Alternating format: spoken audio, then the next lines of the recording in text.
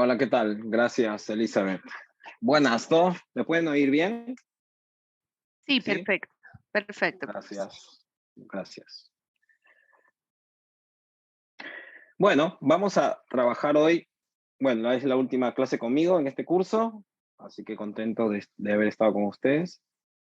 Eh, Así que bueno, les voy a compartir una temática que donde ya empieza la segunda mitad del curso, se van a tratar temas teológicos. Y hoy vamos a abordar uno que está relacionado con el Evangelio de María Magdalena. En realidad se llama Evangelio de Mariam. El nombre se usa en ese escrito, se usa el nombre hebreo de María, arameo, perdón, de María. En hebreo es Miriam. Eh, y bueno, vamos a estar trabajando algunos contenidos con relación a los evangelios canónicos también, y luego vincular algunas cosas que podrían replantearnos la mirada, las prácticas exegéticas que tenemos de los textos. Podemos empezar vamos a dar 5 minutos, porque es mucho contenido el de hoy, pero haremos 5 minutos con algunas preguntas que hayan traído o que vengan de la semana anterior, si es que las tienen. ¿Qué les parece?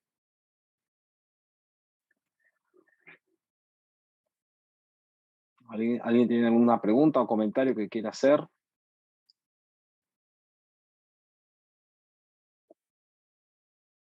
Anímense si es que traen algunas preguntas. Estamos acá para comentar, para conversar, y así arrancamos, porque vamos a tener una seguidilla de algunos contenidos. Clic, clic, clic. ¿Nada?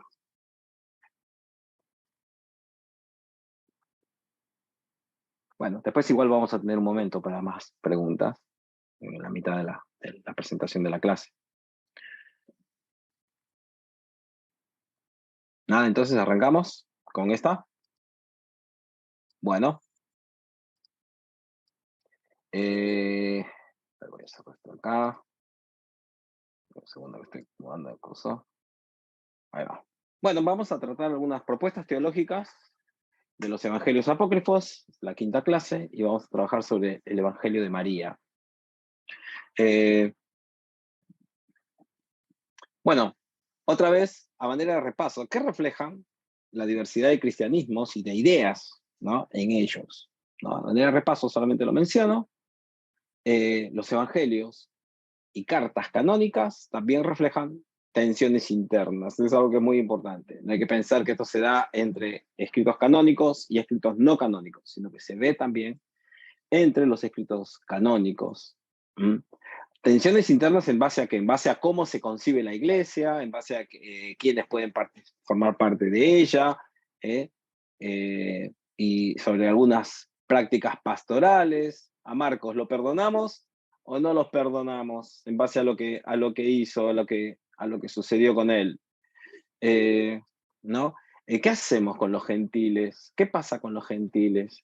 Los galileos son igual que los cristianos judíos, digamos, del sur. ¿Qué pasa con el tema del liderazgo de las mujeres? ¿Pueden ser codiscípulas como Jesús? ¿Qué fue lo que hizo Jesús? El matrimonio. ¿Hay que casarse para poder ser seguidor de Jesús o para ser ministra de la palabra? Pero si Jesús no era casado. Y así como ese, una serie de temas que estuvieron ahí presentes y que se fueron desarrollando. ¿Cómo es la eclesiología?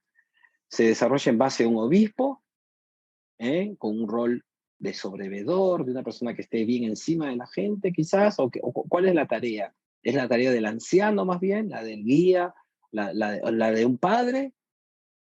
¿Eh? Cuando Juan, primero Juan y tantas veces, ¿no? Se dirige a los discípulos como hijitos míos, está hablando de una labor paternal, vincular. Bueno, y los pastores, ¿qué pasa con la gente de ciudad? ¿Se identifican con ese término? Curiosamente es uno de los que más eh, ha prevalecido dentro de las iglesias, pero la vemos muy poco usada en iglesias urbanas. ¿no? Que prefieren usar episcopos más bien, u otras imágenes. Bueno, habían internas. La intolerancia no fue una característica esencial del cristianismo naciente, y ese es un punto sumamente importante. Hay pasajes que dicen, quienes niegan a Jesucristo, no entren siquiera a su casa, no compartan con ellos. Bueno, quizás se trate de una mirada, una perspectiva en que como algunas iglesias se desarrollaron, pero no todas las iglesias pensaban de esa manera.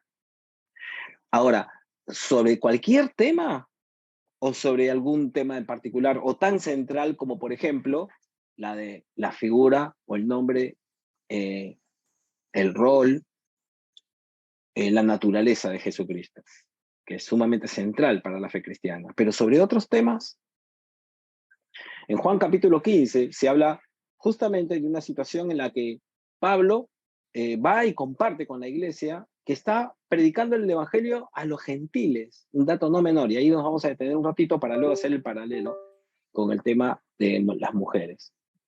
Porque necesita él llevar, y va con Bernabé, a quien le pide que se circuncide, porque no era circunciso, no se había circuncidado, va. Así que por una cuestión de conciencia le pide que se circuncide, aunque él va a decir que la circuncisión no hace nada.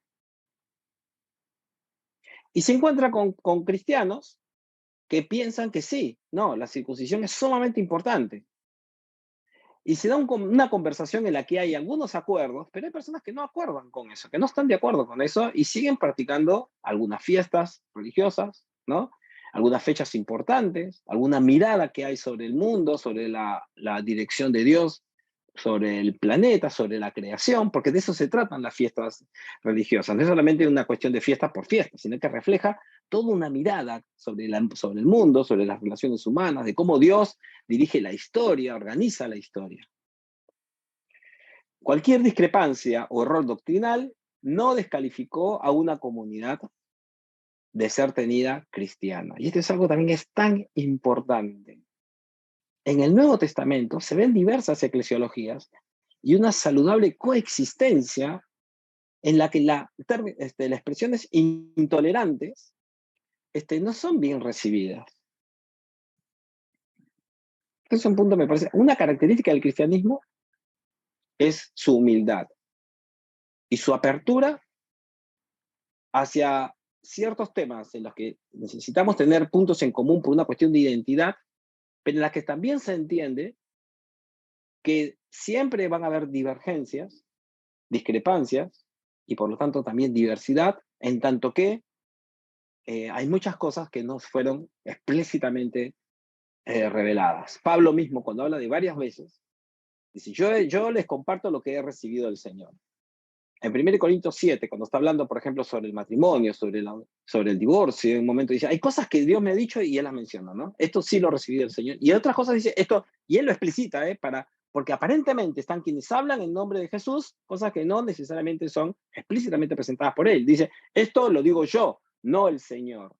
Con esto no está diciendo que él discrepa necesariamente del Señor, pero lo que está mostrando es la humildad de reconocer que es una interpretación personal, basada seguramente en lo que él ha escuchado de Jesús, convencido de ello, pero que deja también la apertura para entender que hay cosas en las que él, la verdad, a ciencia cierta, no puede decir que vienen de Jesús, o con las que él estaría 100% de acuerdo, y por otro lado, en las que él entiende que son tan complejas que bien cabe dejar la puerta abierta por una cuestión de humildad y de respeto hacia las divergencias. Entonces, el diálogo en las diferencias no es relativismo. Respetar a otro no es relativizar. Respetar que hay puntos de vista que se compartían dentro de los cristianismos y otras cosas que las que había prácticas diferentes y eclesiologías diferentes, visiones de Jesús en algunos aspectos, ¿no? Diferentes sobre la iglesia, sobre las relaciones eclesiales con el mundo, con la política, en la relación con el imperio, en la relación con los pobres, con la esclavitud, no es relativismo. Entonces, no hay que confundir la intolerancia como una norma de vida que caracterice a la fe cristiana neotestamentaria. Entonces, expresiones generalizadoras que hacen daño a la fe canónica, y estas preguntas Fe canónica quiero decir, en todo caso, la fe que está basada en escritos canónicos.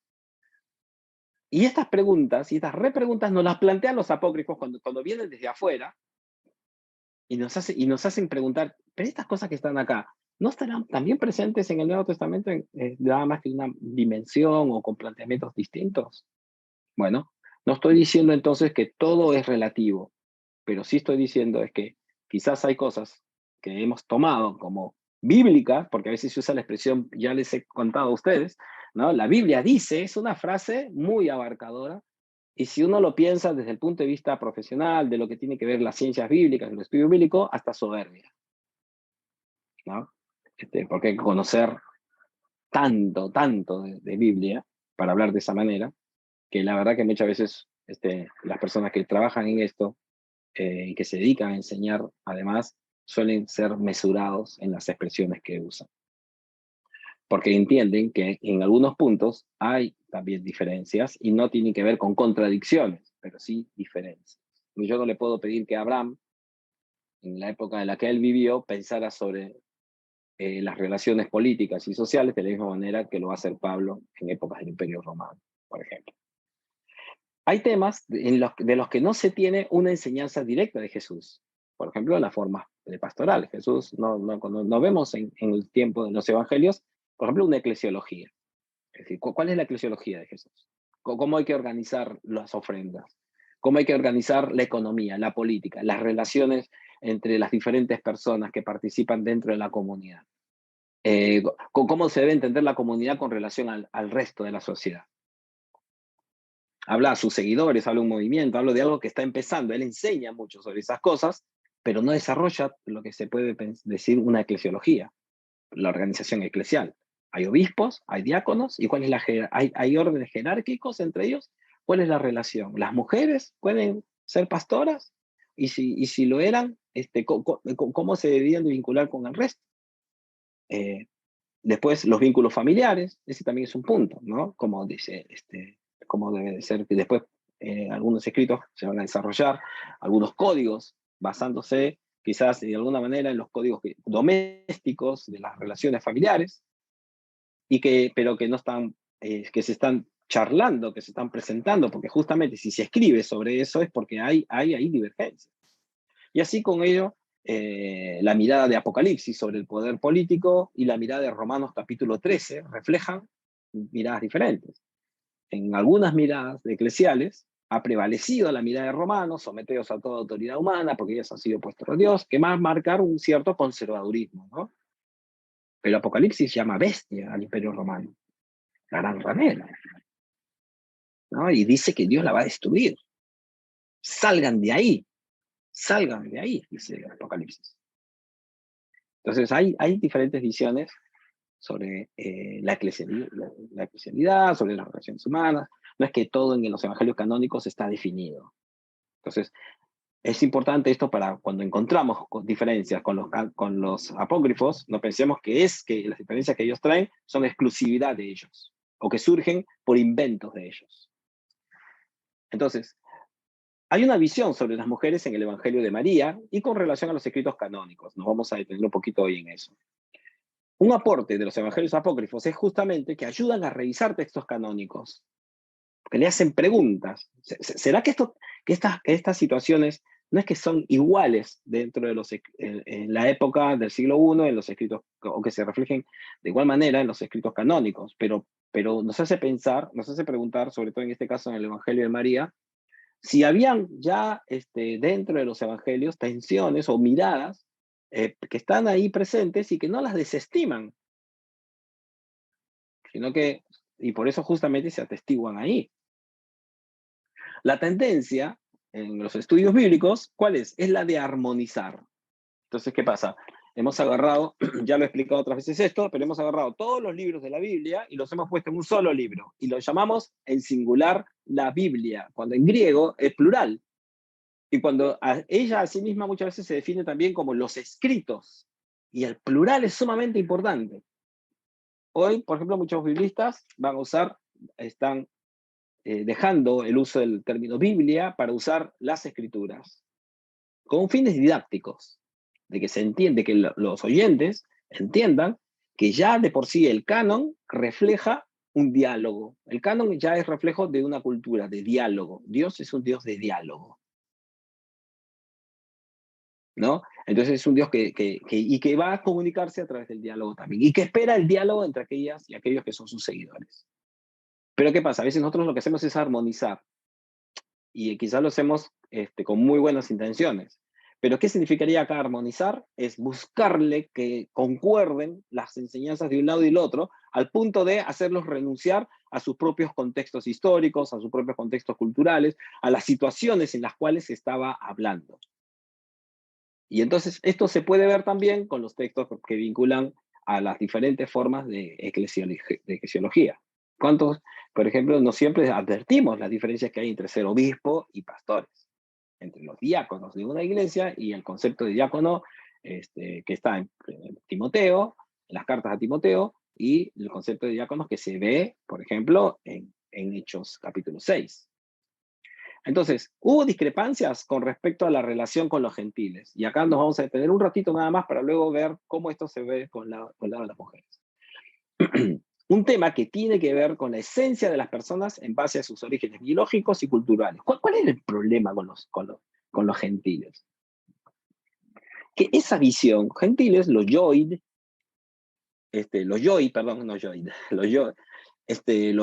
los que no son de la comunidad judía, que no forman parte, a ver, lo voy a decir bien, los que no eran hebreos, eran vistos como personas que no tenían, a los cuales no se le había dirigido ningún pacto para bendición. Y que su salvación, en algunos casos, no todos pensaban igual, y que en algunos casos, inclusive el vínculo con ellos se daba en tanto que ellos se hicieran a la fe de Israel. El trato debía de ser el elemental, el básico. Ahora, ¿todos los israelitas pensaban así? No, por supuesto que no. Por supuesto que no.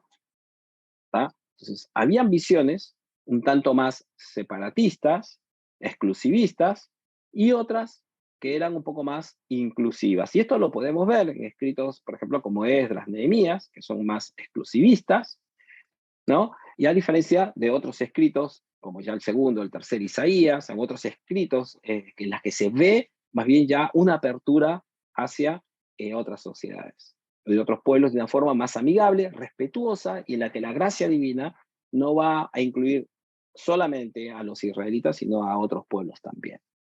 Como libros como Esther, libros como Ruth, libros como Jonás, que reflejan una mirada más amplia.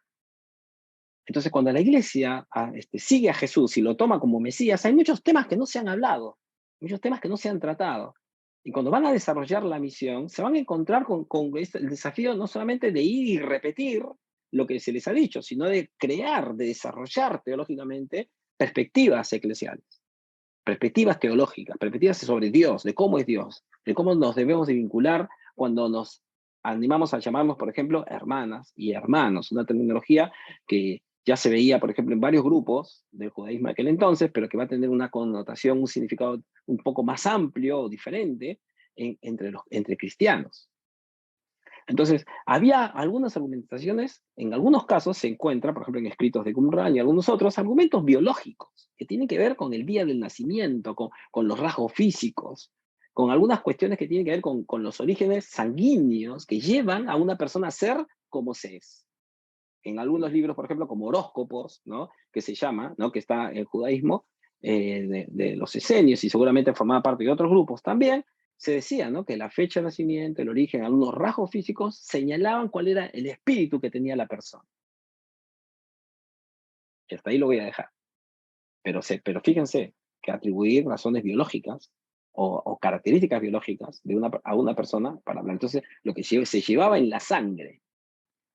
¿Eh? Y después algunas cuestiones culturales que tenían que ver con la fe. Eso es lo que va a hacer que en el libro de Nehemías, Esdras, ¿no? Se impele, se les llame a los israelitas que se han casado con mujeres que no son israelitas a divorciarse de ellas, a repudiarlas, ¿no? A ellas y a sus hijos, ¿no? Para que no formen parte de Israel. Entonces, hubo acuerdos, pero no todos aceptaron esa visión inclusiva. Entonces, encontramos a Jacobo y todo que le dice, bueno, ve y predicar a los gentiles, pero no te olvides de los pobres y de las viudas en sus necesidades. Y ahí no se refiere solamente a las viudas judías. Entonces ahí cuando le dan esa recomendación a Pablo, se está rompiendo algunas cuestiones etnocentristas. Que Pablo se las va a encontrar después en el libro de Gálatas, en capítulo 2, lo va a mencionar, y otra vez se encuentra con iglesias cristianas que no se quieren sentar con gentiles, que no quieren partir el pan con ellos, que no quieren compartir la mesa, porque tienen esa mirada del gentil como alguien, ¿no? Que de un cristiano, en este caso, que fueran cristianos de segunda categoría, con los cuales no hay que compartir la mesa. Y Pablo va y lo reprende. Pero el hecho de que Pablo tome esa iniciativa y lo reprenda, dice a Pedro, y le llamara la atención, no significa que los otros grupos dejaron de existir, aunque Pablo cuestionara su fe en algunos aspectos, o en todos los aspectos. Entonces, eso es algo que hay que seguir investigando, hay que seguir averiguando, sabiendo qué sucedió, y ver cuáles son los diferentes caminos que tomaron los seguidores de Jesús. Seguramente que acá, y esto va a parecer algo trivial, pero no es, seguramente que acá nos encontramos con personas que no comen, por ejemplo, sangre, o mujeres que no usan pantalones, u hombres que creen que las mujeres no deben usar pantalones, o que hay que usar el cabello corto. Y estas son miradas que en algunos casos hasta incluso definen la calidad de cristiano que se es. Algunos creen en lenguas, otros no creen en don de lenguas. Algunos creen en el apostolado, otros no creen en el apostolado. Y no estamos hablando de cosas chiquitas, ¿eh? Son cosas significativas. Pero posiblemente se sigan llamando cristianos entre ellos. Ahora, hubo muchas miradas discrepantes con bases escriturales y teológicas sobre aborígenes y negros. Hoy hubo y hay. No sé si se acuerdan, pero hubo un comentario bíblico que está todavía ahí dando vueltas y que tiene varias afirmaciones en varias partes del libro que son racistas, pero que no fueron vistos hasta hace unas décadas, nada más así. Por ejemplo, el comentario bíblico de Jameson, Brown y Fawcett, que se publicó en una publicación que se ve en América Latina, hizo el siguiente comentario, ¿no? Con respecto a Génesis 9:25, donde dice, maldito sea Canaán. Y decía, esta condenación se ha cumplido, decían estos comentaristas, en la esclavitud de los africanos, los descendientes de Cam. ¿Ustedes oyeron esto? ¿Sabían esto? Y como hasta hace un siglo y medio, 2 siglos ya casi, todavía, ¿no? Y bueno, hace unos cuantos siglos había de esclavitud y en muchos países latinoamericanos también, donde había una justificación teológica, ¿eh? Que sospechaba sobre las características biológicas de los seres humanos para descalificarlos, es decir, ellos han sido puestos para ser liderados. Como decía en otro escrito Platón, va a hablar, ¿no? De las sociedades y de los temperamentos y de los rasgos de las diferentes personas, y de que hay personas que han nacido para gobernar, para liderar, y otros para ser gobernados. Este es un argumento muy semejante que se usó en tiempo de la conquista de América. Que no está. Y es una de las razones por las cuales, por ejemplo, todavía dice, ¿qué tiene que ver esto con la realidad espiritual? Tiene que ver muchísimo. ¿Y qué tiene que ver con los evangelios apócrifos? Es que nosotros, cuando nos acercamos a un texto bíblico con el cual discrepamos, nos acercamos con anteojos. Nadie se acerca de cero, totalmente neutral, desinteresado o no involucrado con cómo se interpreta la Biblia hoy. Así como leemos los escritos canónicos, también leemos los apócrifos. Nos damos cuenta que a veces los argumentos que se usan para desacreditar un escrito son semejantes, aunque cambia la temática, pero son el mismo tipo de argumento que antes se usó para el racismo, para discriminar pueblos. Ya lo he mencionado otras veces, en América Latina, por ejemplo, la gran discusión, entre otros temas, de Sepúlveda y las casas, se basa en la pregunta si los aborígenes son seres humanos, tienen alma o no. Y hoy nosotros seguimos arrastrando las consecuencias de miradas como esa. Bueno, ese tipo de argumentos siguen jugando. Miren, les voy a mencionar algunos textos porque seguramente para información. ¿Qué se decía en periodo intertestamentario en tiempos de Jesús sobre la mujer? Por ejemplo, Filón de Alejandría expresa que los esenios, un grupo influyente dentro de los judaísmos del siglo 2, 3 antes de Cristo hasta siglo 1 después de Cristo, hablaban así, por ejemplo, se referían al matrimonio y puntualmente de la mujer. Miren lo que dice.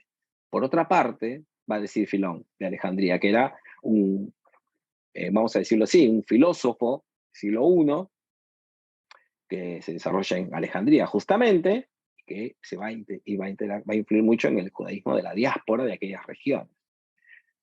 Por otra parte, dice, previendo con perspectiva el obstáculo que corría el riesgo, por sí solo, o ser el más grave, dice, de disolver los lazos de la vida comunitaria, desterraron el matrimonio. Los esenios desterraron el matrimonio, al mismo tiempo que prescribieron la práctica de una perfecta continencia. En efecto, dice, ninguno de los esenios toma mujer, ese término, ¿no? Acá en griego, porque escribe ahí Filón, pero refiriéndose a la caja, al término, ¿no? De tomar mujer como esposa, ningún esenio toma mujer, miren lo que dice, léanlo ahí. Este PowerPoint es suyo, se lo van a llevar, ya está en el aula. Dice, porque la mujer es egoísta, excesivamente celosa, hábil para enredar en sus trampas las costumbres de su esposo y para seducirlo con sortilegios incesantes. No está diciendo que la mujer ha sido creada culturalmente, no. Acá hay argumentos que apuntan hacia ser bases ontológicas. Dice, así es, así son las mujeres. Otro escrito de la época, siglo II a.C., Ben Sira, o eclesiástico, que refleja una mirada quizás de sacerdocio de Jerusalén y de miradas así de algunos grupos sociales de la época, va a referirse a la mujer de esta manera. Dice, la lujuria de la mujer se ve en la procacidad de sus ojos y en sus pupilas se reconoce la desvergüenza de una mujer. Redobla la guardia ante una joven atrevida. ¿A quién le está hablando? A los hombres. Redobla la guardia ante una mujer atrevida. ¿Qué sería ser mujer atrevida? Tener descubierto el rostro, mirar, maquillarse, conversar con otra persona en público, reírse de un chiste, tener un amigo o amigos. No sea que descubra una ocasión tuya, ¿no? De debilidad tuya y se aproveche. Cuídate de las miradas provocativas y no te sorprendas si te incitan al mal. Ella abre la boca como un viajero sediento y bebe toda el agua que se le ofrece. Se sienta ante cualquier estaca, es groserísimo esto. Y abre su aljaba a todas las flechas. ¿Entienden la figura, no? ¿A qué se refiere acá? Estallido de enojo, infamia y una gran vergüenza, eso es para el hombre que es mantenido por su mujer. Corazón abatido, rostro sombrío y pena del alma es una mala mujer. Manos inertes y rodillas paralizadas es la mujer que no hace feliz al marido. Por una mujer tuvo comienzo el pecado y a causa de ella todos morimos. Esa es la interpretación que hace de Génesis 2 y 3. Fuerte, ¿no? Pero esto existe y estas miradas reflejan algunas visiones. No todos pensaban así, pero algunas visiones de la mujer de la época de Jesús. El Talmud Babilonia, Sanedrín, el escrito Sanedrín, el libro Sanedrín, perdón, 100b, así lo pueden encontrar. Quiero decir algo, el Talmud Babilonia es muy posterior, pueden decir, sí, pero hay textos que reflejan concepciones muy antiguas. Entonces se cita una acá, para tener diferentes. El tema Filón de Alejandría, tenemos a Eclesiástico, tenemos a algunos escritos de Qumran, se puede citar inclusive, el Talmud de Babilonia. El Talmud Babilonia. Dice, una hija es un falso tesoro para su padre. El temor que siente por ella le desvela por la noche. Cuando es niña, teme que la seduzca. De joven, que se descarríe. Cuando está en edad de casarse, teme que no encuentre marido. Cuando se casa, teme que sea estéril. Y cuando es vieja, que se haga hechicera. Ahora, más allá de lo que podemos ver, pensar ahora, estas miradas reflejan visiones muy semejantes a las que hace un rato mencioné con relación a las razas, hablar de los seres humanos como razas, o estos textos que son interpretados o que fueron vistos de esta forma, refiriéndose a los aborígenes, a los mestizos, refiriéndose a los afrodescendientes, refiriéndose a otros pueblos. Entiéndase que por 4 siglos o 7 siglos España fue invadida por africanos y que ellos hablaban, Juan Macay, cuando escribe su famoso libro El otro Cristo español, justamente va a influir esto, dicen, hablan como si fueran una raza pura en algunos casos, y esto no existe, es un mito lo de la pureza de la raza. Y por otro lado, los rasgos físicos nada más que tienen ya los vincula con los pueblos árabes o del norte de África, ¿no? Y le saca uno la ficha enseguida. Sin embargo, cuando se presentaron como conquistadores, ¿no? Trajeron algunas miradas etnocéntricas y lamentablemente no trajeron el otro evangelio que se quedaron allá. Pero ¿qué pasa? Esos mismos argumentos con relación a las características físicas, a los rasgos, al condicionamiento de la biología humana para decir cómo van a ser las cualidades de una persona, aparentemente están presentes en estos escritos que acabo de leer y tendría que, si hubiera un curso sobre este tema, les presento 200, porque mi especialidad, ustedes saben, es literatura intertestamentaria. Hay algún artículo que anda dando vueltas por ahí, mío, online lo pueden encontrar, de una universidad en Colombia, que pueden leer, donde hago así una serie de citas y citas para que conozcan más sobre estos argumentos ontológicos. ¿Qué significa? Así son las mujeres, porque así son biológicamente. No hablan de la mujer que ha sido mal criada o de la mujer que... No, hablan así, es su esencia. Bueno, me gustaría que conversemos sobre esta primera parte, para luego pasar a María Magdalena. A ver, que hablemos un poco de los anteojos con los que vamos a mirar a María Magdalena y que a veces condiciona. ¿Algunas preguntas o comentarios?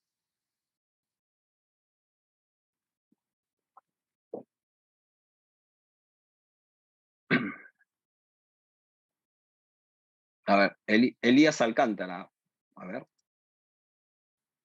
Sí, profesor, buenos días. Interesante el inicio de la temática, ¿no? Es por ello que a esto se refiere el pasaje, tal vez, no sé si mal interpretado o ampliamente conocido, en el que San Pablo Apóstol dice que las mujeres callen en las congregaciones, ¿no? Y quien sabe de esto se ha desvirtuado el tema de que, bueno, la mujer no tiene que participar, no tiene los elementos suficientes como el varón para hacerlo, o para dirigir, o para liderar, sino tienen que mantener una actitud pasiva en todo caso.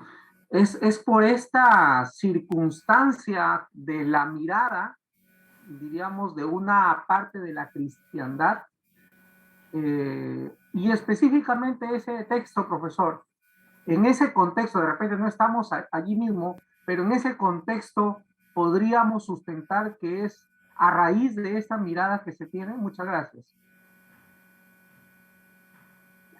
Mira, lo contesto rapidito para no irnos del tema, pero lo he mencionado, como bien vos has dicho, has advertido también, Elías, solamente para poder entrar al Evangelio de María, advirtiendo cuál era el mundo en el cual se escribe ese Evangelio, algunas concepciones. Obviamente no todos pensaban así. Hay textos hermosos, el libro de Ruth, por ejemplo, el libro de Esther. Curiosamente, Esther es uno de los libros que tardaron más en entrar al canon, en el siglo II, recién después de Cristo, se decide incorporarlo o se extiende. Un canon que además no refleja la visión de canon de todos los otros grupos, y que habla de una mujer que va a liberar a Israel y que además, ¿no? Se vincula de una manera muy especial con el pueblo israelita. En la clase, no, acá en este curso, no, en el otro curso, la genealogía de Mateo capítulo 1 también refleja una mirada bastante diferente, porque en la genealogía de Mateo 1 a Jesús se le ve como descendiente de 5 mujeres, las cuales, al menos 3, si no las 4 primeras, a la excepción de María, son gentiles y con una reputación muy cuestionable. No llenan para nada las expectativas que habían, por ejemplo, que sí habían, por ejemplo, para el sacerdocio, en la que tenían que demostrar la pureza sanguínea, ¿no? Hasta tercera generación atrás. Entonces, esta mirada sobre la raza, sobre las características biológicas del ser humano, ¿no? Que determinan quién es, cómo va a ser esa persona, de tal palo, tal astilla, están presentes No se habla mucho del tema por todo lo que pasó en un momento con el tema del Holocausto y toda esa tremenda aberración que sucedió, ¿no? En aquel entonces con los argumentos que se presentaron para ello. Y a veces necesitamos tener mucho cuidado de cuando hablamos al respecto para no acusar a unos o a otros de características o de visiones semejantes. Pero en los pueblos antiguos, precientíficos, si es que se puede hablar de, de un periodo anterior a la ciencia, por lo menos a las ciencias modernas, se hablaba de esa forma y todavía subsisten algunos argumentos semejantes hoy. Entonces, Félix, creo que sos vos, Félix, porque para acá no sé cuál es, pero creo que es Lorenzo, no, Félix por el que habló, y que hizo el comentario. En tiempos del Nuevo Testamento, en el mundo de aquella época, habían argumentos semejantes, porque claro, como se entendía la vida, como se entendía el desarrollo humano, se atribuía mucho a cuestiones biológicas. Pero aparentemente Jesús va a romper con eso. Y Juan capítulo 1 definitivamente lo hace de forma explícita cuando dice a los suyos vine, los suyos no lo recibieron, y luego no va a decir a los que son del pueblo de Israel, a los que han nacido en tales familias, sino que va a hablar ahora sí de una cuestión voluntaria, de organizaciones, de espacios que tienen que ver con las decisiones de las personas. Más a todos los que le recibieron, a los que creen en su nombre, a los cuales se les ha dado la potestad, ¿no?, de ser llamados hijos e hijas de Dios. Lo mismo que Pedro, cuando dice real sacerdocio, nación santa, pueblo adquirido por Dios, no está hablando a sacerdotes, a varones, está hablando a mujeres también, sacerdotes y sacerdotisas. Está rompiendo con la mirada del Antiguo Testamento y con miradas etnocéntricas, pero también patriarcales. Bueno, ¿quién sigue? ¿Lorenzo entonces? ¿O Rocío bajó la mano? ¿O se cansó? ¿O qué, cómo fue? Vamos a una preguntita más. Rocío estaba antes y no me he dado cuenta. Perdón, Rocío. Sí, buenos días, pastor. Sí, se habló de la diversidad del cristianismo, ¿no? Cuando hablaba de la unidad, usted decía que qué importante es que haya una diversidad, y también nos habló de la organización eclesiástica. ¿Cómo se diría de acuerdo a lo que dicen los canónicos, ¿no?, de la organización eclesiástica con respecto a los apócrifos? Sí, es que vamos a encontrar varios elementos en común. No están tan divergentes en muchos. Ahora vamos a ver con el caso del Evangelio de María. Lo que pasa es que una cosa es lo que el texto bíblico dice, y otra cosa que debe de estar relacionada a ella, pero no es lo mismo, es lo que la exégesis, la hermenéutica bíblica, a través de libros, de investigaciones, o dice que la Biblia dice. Y acá yo creo que es importante volver siempre a las fuentes, y no por cuestionar de mala manera los desarrollos teológicos, las cosas que se enseñan, sí, pero sí para entender que nosotros debemos de fiarnos por lo que conocemos de las Escrituras. Por eso la importancia de hacer cursos bíblicos y de exégesis bíblica y de hermenéutica bíblica. Entonces, ¿qué pasa? A veces las miradas sobre el texto están condicionadas, a veces no, siempre están condicionadas por el sujeto que interpreta. Yo uso la imagen de los anteojos porque mi profesor lo usaba mucho. Decía, yo veo de una manera, pero cuando me pongo los anteojos veo, no de otra totalmente diferente, pero preciso cosas, veo un poco mejor, va a condicionar. Si los vidrios son azules o son rojos, voy a ver el panorama de otro color también. Si son de sol, voy a ver todo más oscuro. Entonces, o diferente, va. Entonces, es importante la humildad al acercarnos a los textos. Y cuando miramos los conceptos que hemos tenido sobre los apócrifos, también han estado condicionados por las cosas que se nos ha dicho de ellos, aunque la mayoría de nosotros no los habíamos leído. Y acá entonces tiene que ver, entonces cuando volvemos a los textos bíblicos, también pasa por un criterio. El hecho de que hayan historias o situaciones que se han mencionado en 2 capítulos o un capítulo, o que se mencionó de pasada nada más, no significa que históricamente esa mención de pasadita sobre una persona, por ejemplo, no haya sido relevante. Entonces, sería una ingenuidad, por ejemplo, pensar que Pablo fue el apóstol más importante porque se le menciona más veces en el Nuevo Testamento en base a las cartas que ha escrito y el libro de Hechos de los Apóstoles. Sería una ingenuidad histórica pensar eso. ¿Vieron? Y lo mismo entonces con los silencios. Entonces, que no se mencionaran algunos apóstoles y algunas mujeres y cómo lideraron y trabajaron, no significa que no sucedió. O que hayan menciones muy de pasada. No, que no pasó nada, por un lado, y por otro lado, que el texto bíblico está en contra de eso. Pero bueno, eso es algo que ahora vamos a verlo. Ahora, mi clase no es para decir lo que yo pienso hoy respecto al Ministerio de la Mujer hoy, aunque algunas cosas seguramente las van a deducir. Pero lo que quiero que veamos es con relación al apócrifo y de cómo este tema, que para hoy, para muchos, es un tema que lo atribuyen a la actualidad y que creen que es hoy, que es con estos movimientos, que está pasando, eso no es cierto, esto siempre ha habido, lo que pasa es que ha sido silenciado por diferentes mecanismos. Y ya vamos a ver que ya en el siglo I, ya en el siglo II, había estas preguntas y hubo comunidades que tomaron decisiones diferentes. Nada más que las que ha prevalecido, o de las que más hemos oído, ha sido de unas y no de otras. Bueno, se nos va el tiempo, vamos a tener un tiempo para charlar esto con más elementos. A ver, Lorenzo, y ahí nos quedamos, ¿puede ser? Discúlpame, Félix, que se nos va el tiempo. Estás con la camiseta de Perú, además, que yo estoy dolido con ese tema, porque no puede ser que hayamos salido del Mundial porque perdimos unos penales. No, Muy bien, profesor, muy buenos días. Tengo hasta cierto nivel. Sí, gracias, Lorenzo. Buenos días, profesor. Y aquí yo soy, he sido católico, yo que llama de edad de nacido hasta 12 años. Y mi vida, pues, han adorado a María, muchas personas, que lo importante. Pero la pregunta es esto, pastor.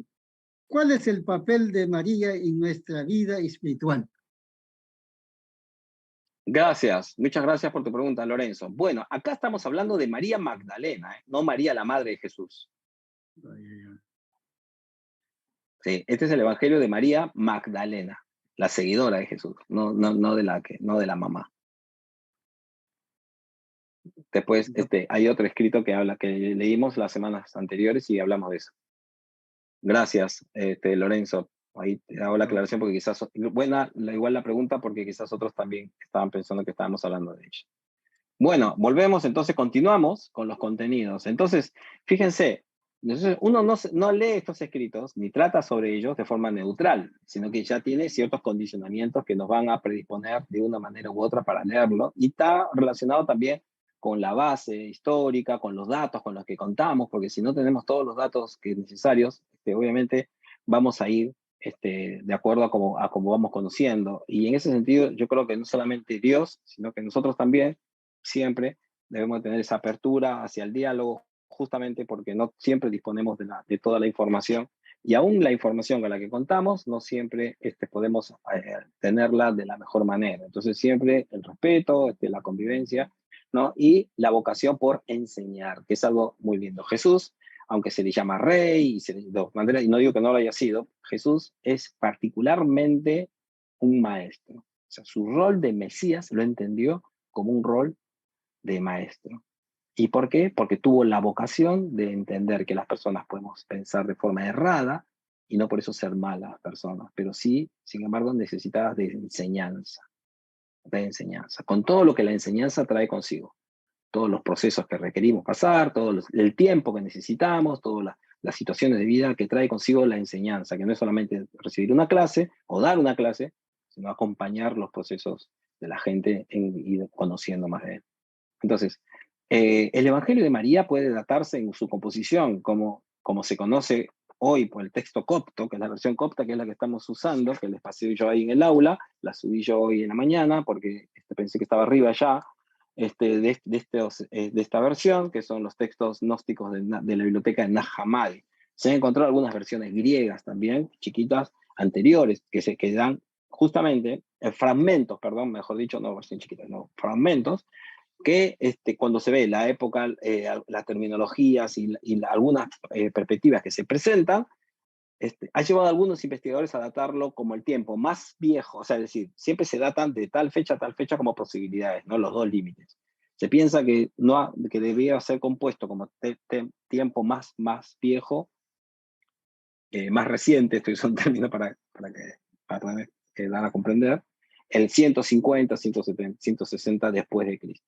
Pero puede haber sido compuesto tiempo antes, y algunos piensan que hay datos en ella, fuentes antiguas que pueden ser de procedencia oral o escrita, habíamos hablado de esto en las primeras clases, justamente por esta razón, que pueden ser traídas hasta el siglo I o fines del siglo I, Y esto porque, bueno, entre otras razones, por los paralelos que tiene con el Evangelio de Juan, que va a tener ciertas diferencias con el Evangelio de Lucas, por ejemplo, de Mateo, en el vínculo con las mujeres y particularmente con María Magdalena, ¿no?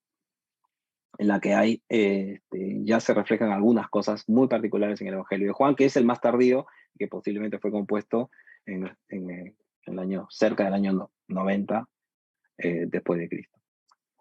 El Evangelio de Juan 20 justamente refleja alguna tensión entre la figura de María Magdalena y Pedro, ¿no? Y eso lo vamos a encontrar cuando no son llamadas a dar testimonio de la resurrección y no les creen, ¿no? Y el nombre que es mencionado ahí como la testigo, ¿no? A la cual se le encomienda, ¿no? Ir y contarle a los demás lo que ha sucedido es justamente María Magdalena, ¿no? Y el descrédito que hay un poco al no creerle y entonces la conversación que tienen ahí.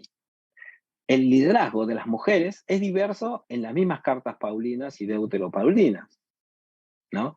Gálatas 3:23, por ejemplo, alude a una paridad de relaciones ante Jesús y el reino de Dios, ¿no? Pues no hay judío ni griego, esclavo ni libre, hombre ni mujer, ¿no? Refiriéndose al tipo de relación, de vínculo en el que nosotros no podemos someternos a la mentalidad mundana, sino que deberíamos de guiarnos bajo las enseñanzas del reinado de Dios. Gálatas, ¿por qué menciono Gálatas? Porque es una de las epístolas más viejas también.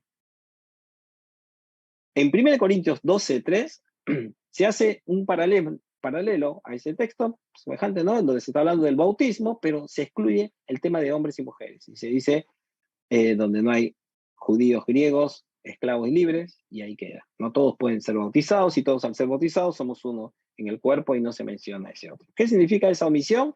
No digo que haya cambiado, algunos piensan que Pablo va cambiando de parecer o se va actualizando de acuerdo al contexto en que está. Pero bueno, eso es algo que no se puede saber a ciencia cierta. 1 Corintios 11:3, en ese pasaje famoso, ¿no? De habla de la mujer y de cubrirse la cabeza y cómo debe de orar y profetizar, se habla del hombre como cabeza de la mujer. La pregunta es que si al leerlo, nosotros, acá no nos vamos a detener en esto porque estamos viendo los paralelos luego con el Evangelio de María, ¿eh? Pero la pregunta que hay que hacerse es si esto es un mandamiento o es una descripción que hace Pablo de acuerdo a lo que él piensa, y si todo lo que pensaba Pablo era canónico, o todo lo que él cita como una idea, es decir, si él cuenta que un pajarito voló por el aire, significa que los pajaritos que no vuelan, no sé, o que los seres humanos tenemos que volar también, porque menciona algo, o sea, hace una descripción. Las opiniones que están dentro del canon, no por eso son todas normativas.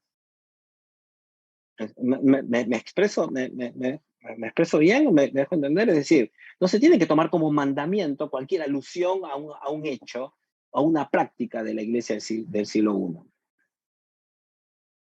Entonces, esto es algo que también es importante. Por eso es importante conocer los géneros literarios, conocer, ¿no? Cuando se escribe una carta, cuando se habla, ¿no? de escritos breves, puntuales. Ahora, y sin embargo, a pesar de que dice esto de que el hombre es cabeza de la mujer, dice que la mujer puede profetizar públicamente, porque no le dice que no profetice, no dice que se calle, lo que le dice es que se ponga velo.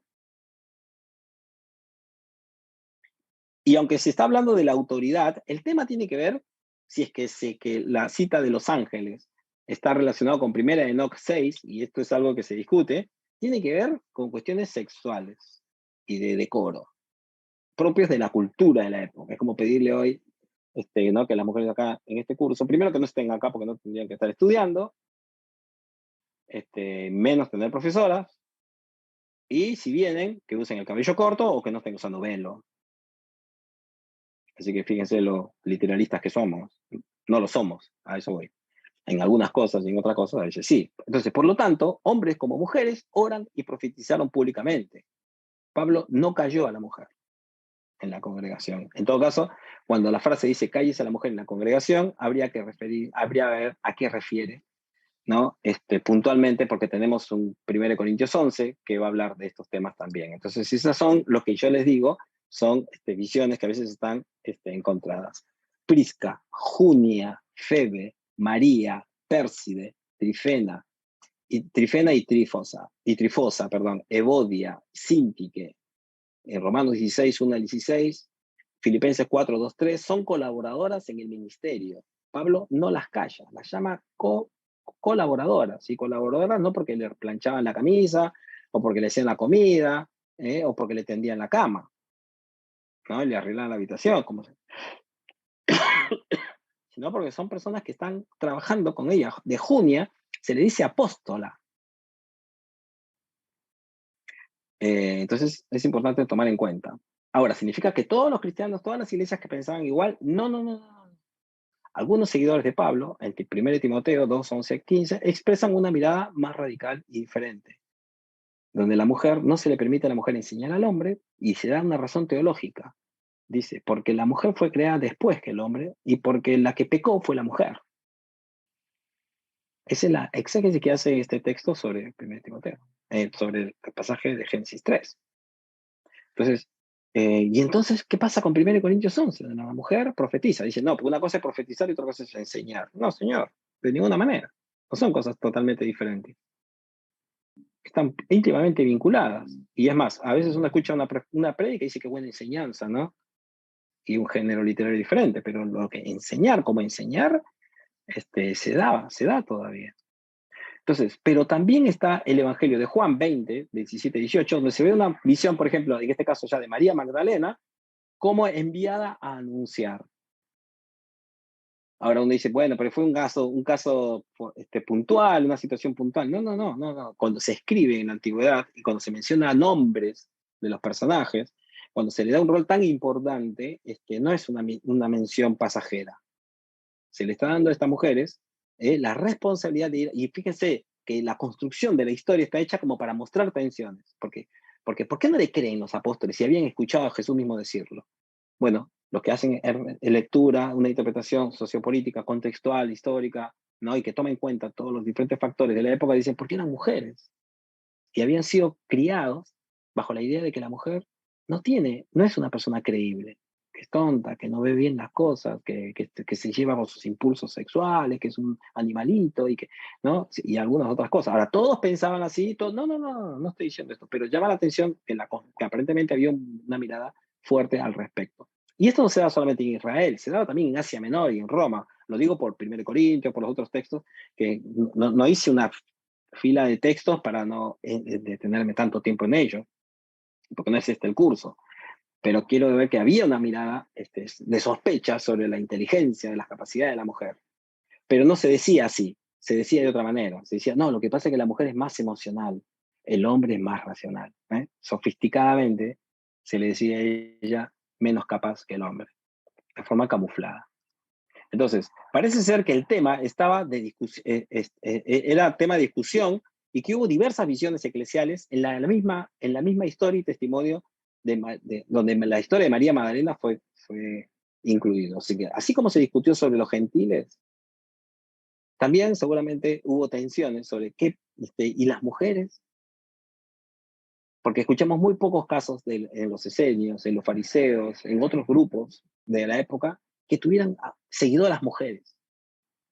Y Jesús los mete en un lío a los cristianos, en un saludable lío, teniendo seguidoras, discípulas, de las cuales Marta y María, por ejemplo, no se sentaban a darle de comer solamente y lo atendían, sino que dice, les enseñaba. Y seguramente María, la madre, en esa reunión de oración, cuando están todos orando, esperando la venida del Espíritu Santo, no estaban de pasivas. Entonces, ahora, ¿eso significa que nosotros hoy debemos de hacerlo? No, yo estoy describiendo lo que está pasando y lo que sucede en el Evangelio. Yo particularmente tengo mi visión, si me la preguntan, posiblemente al final de la materia, pueda comentarlo. Les voy a pedir que si comparten cosas, que lo compartan al público, no me lo compartan a mí personalmente, a menos que sean cuestiones biográficas, personales, bueno, si quieren hacerlo por el privado, sí. Pero piensen que cuando hacen comentarios por privado a mí, le digo a los que están compartiendo el chat, lamentablemente yo no puedo leerlas porque estoy dando la clase. Entonces, y a veces cuando ya puedo leerlas, ya termina la clase, se cierra el aula y me quedo sin poder retroalimentar. Entonces, les sugiero a quienes están compartiendo que lo hagan al grupo, a menos que tengan sus fuertes razones para no hacerlo, y bueno, espero poder leerlos y comentarlo. Entonces, la visión sobre las mujeres en el Evangelio de María con relación a los escritos canónicos no es una locura. No era una locura pensar que María Magdalena podía ser una seguidora fiel a Jesús y ser una líder importante. Es decir, podemos discrepar hasta dónde llegó su liderazgo, hasta dónde podían servir o no, pero no al punto de decir que esto era una locura. porque ya en los evangelios canónicos nos vamos a encontrar con un liderazgo de mujeres, fuerte liderazgo de mujeres. Los famosos, ¿se acuerdan? Priscila y... No, Priscila es el caso pobrecito de los que... ¿Cómo se llama el matrimonio que fueron, que ella, que lo acompañaron a Pablo? ¿Se acuerdan? Este matrimonio que está en Hechos de los Apóstoles y que es interesante, primero se menciona a él y después luego a ella, ¿no? En ese orden, importante en la mención de la época, cómo era la época, y luego las siguientes veces cuando se le menciona, lo tengo acá. Lidia, pues no, ahí alguien me salvó por el chat. Priscila y Aquila. No, Priscila y Aquila son a los que van a... los que se mandaron la macana, pobrecitos, y mueren. No, esta pareja. Bueno, ahora me va a venir seguramente. Ahí alguien me ha salvado. A ver. Ananías y Zafira. No, Ananías y Zafira son a los que mueren, en Hechos, sí. Entonces es Priscila y Aquila. Muchas gracias, Juana y Daniel, por recordármelo. ¿Vieron? Uno está con la cabeza puesta en qué vista de PowerPoint sigue y ya te olvidas hasta el nombre personal. Entonces, bueno, ahí nos encontramos con un caso muy interesante, donde, por ejemplo, es la mujer, es Priscila la que es la líder en ese grupo, en esa pareja matrimonial, ¿no? Y que aparentemente cuando habla de la casa de ellos, se le menciona primero a ella. Claro, nosotros hoy por cortesía, por la cultura en la que se nos ha informado, uno dice las damas primero y siempre se menciona primero a la mujer, ¿no? Y nosotros incluso no digo yo y tú, decimos tú y yo y así, esas cosas. Pero no era así en la antigüedad, una cuestión de honor. Entonces la mención del primer nombre correspondía al que tenía mayor honor que el segundo.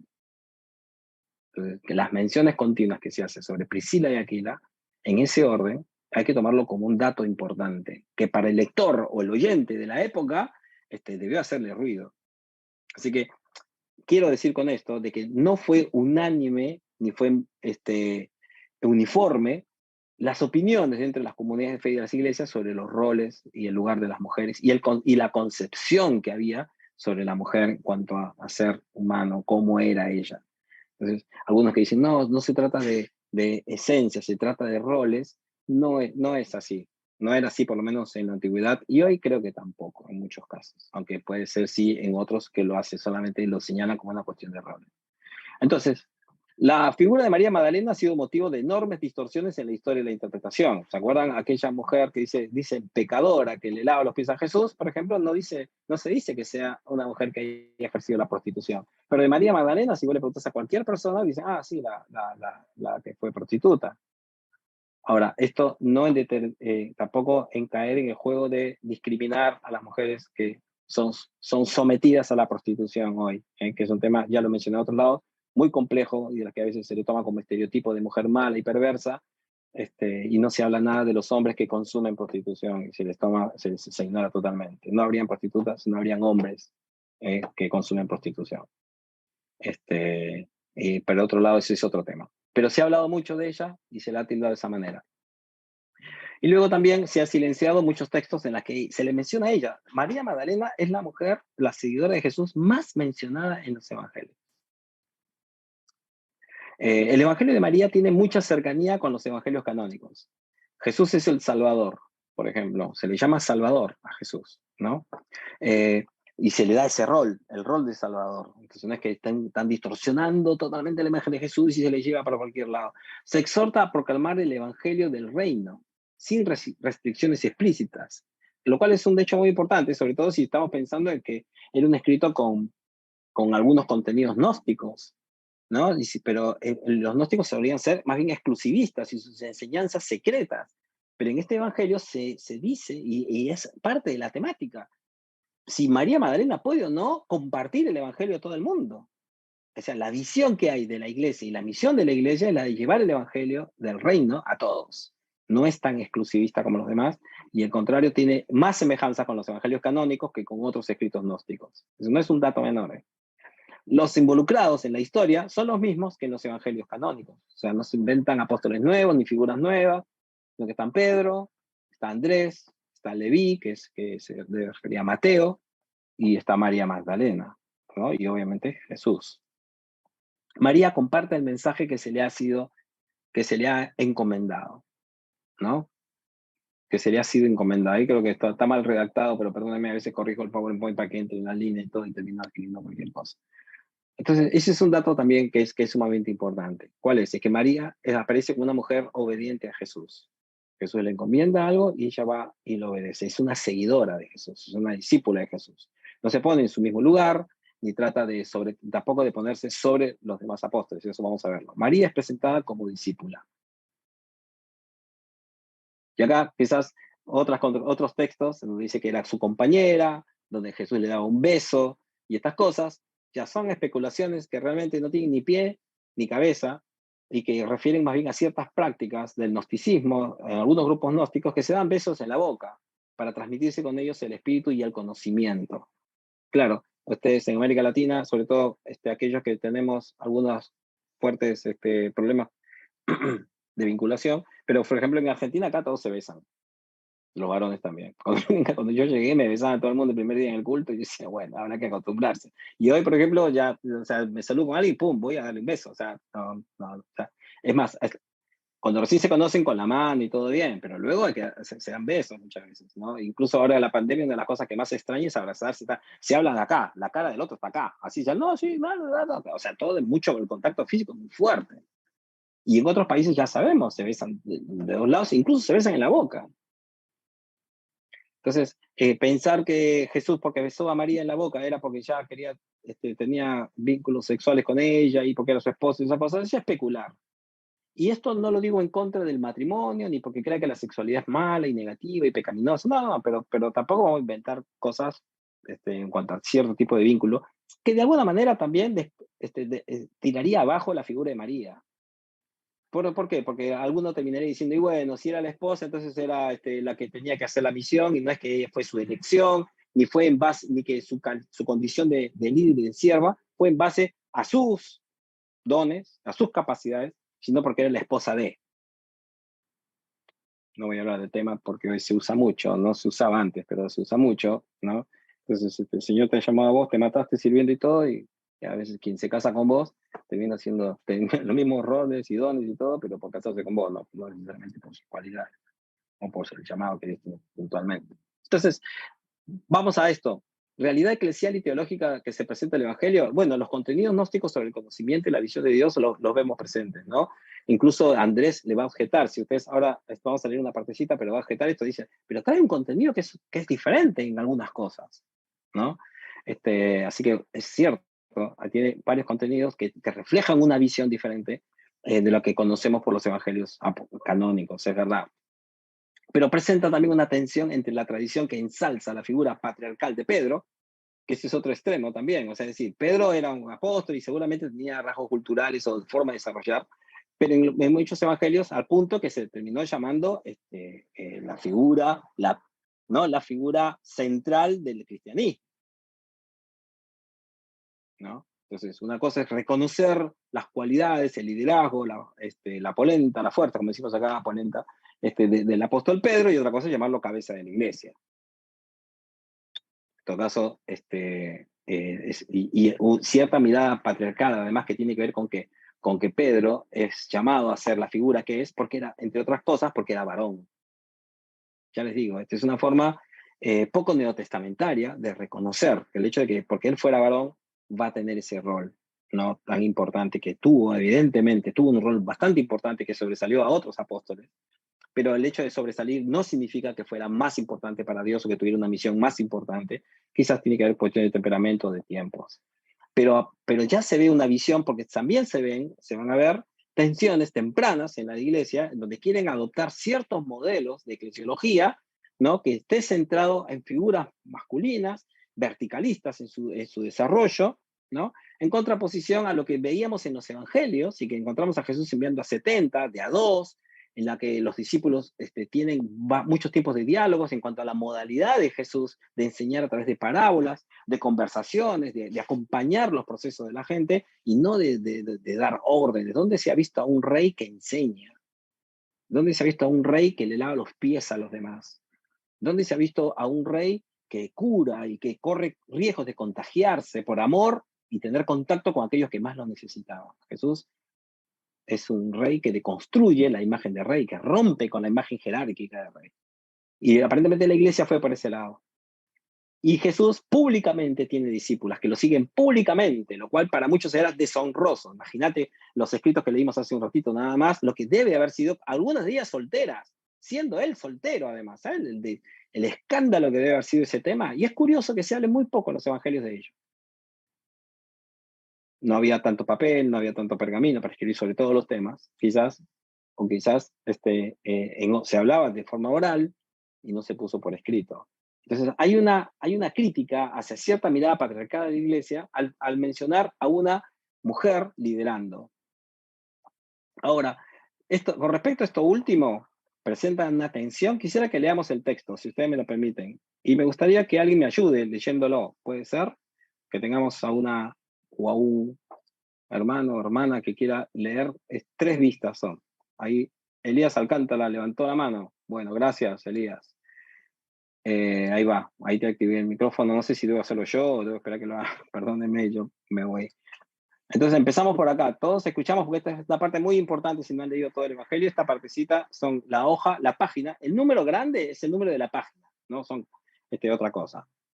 Página 17 y página 18. Así lo codificaron a este Evangelio. Entonces vamos a leer esta partecita, que es la segunda mitad, corresponde a la segunda mitad del escrito que tenemos hoy en copto, en que es un idioma, como les conté la vez pasada, ¿no? Que hablaban las masas o un buen grupo en Egipto en el siglo I, II después de Cristo. Dale, Elías. Sí, dice, después de decir todo esto, Mariam permaneció en silencio, dado que el Salvador había hablado con ella hasta aquí. Entonces Andrés habló y dijo a los hermanos, decid lo que os parece acerca de lo que ha dicho. Yo, por mi parte, no creo que el Salvador haya dicho estas cosas. Estas doctrinas son bien extrañas. Pedro respondió hablando de los mismos temas y les interrogó acerca del Salvador. ¿Ha hablado con una mujer sin que lo sepamos y no manifiestamente, de modo que todos debamos volvernos y escucharla? ¿Es que la ha preferido a nosotros? Entonces Mariam se echó a llorar y dijo a Pedro, Pedro, hermano mío, ¿qué piensas?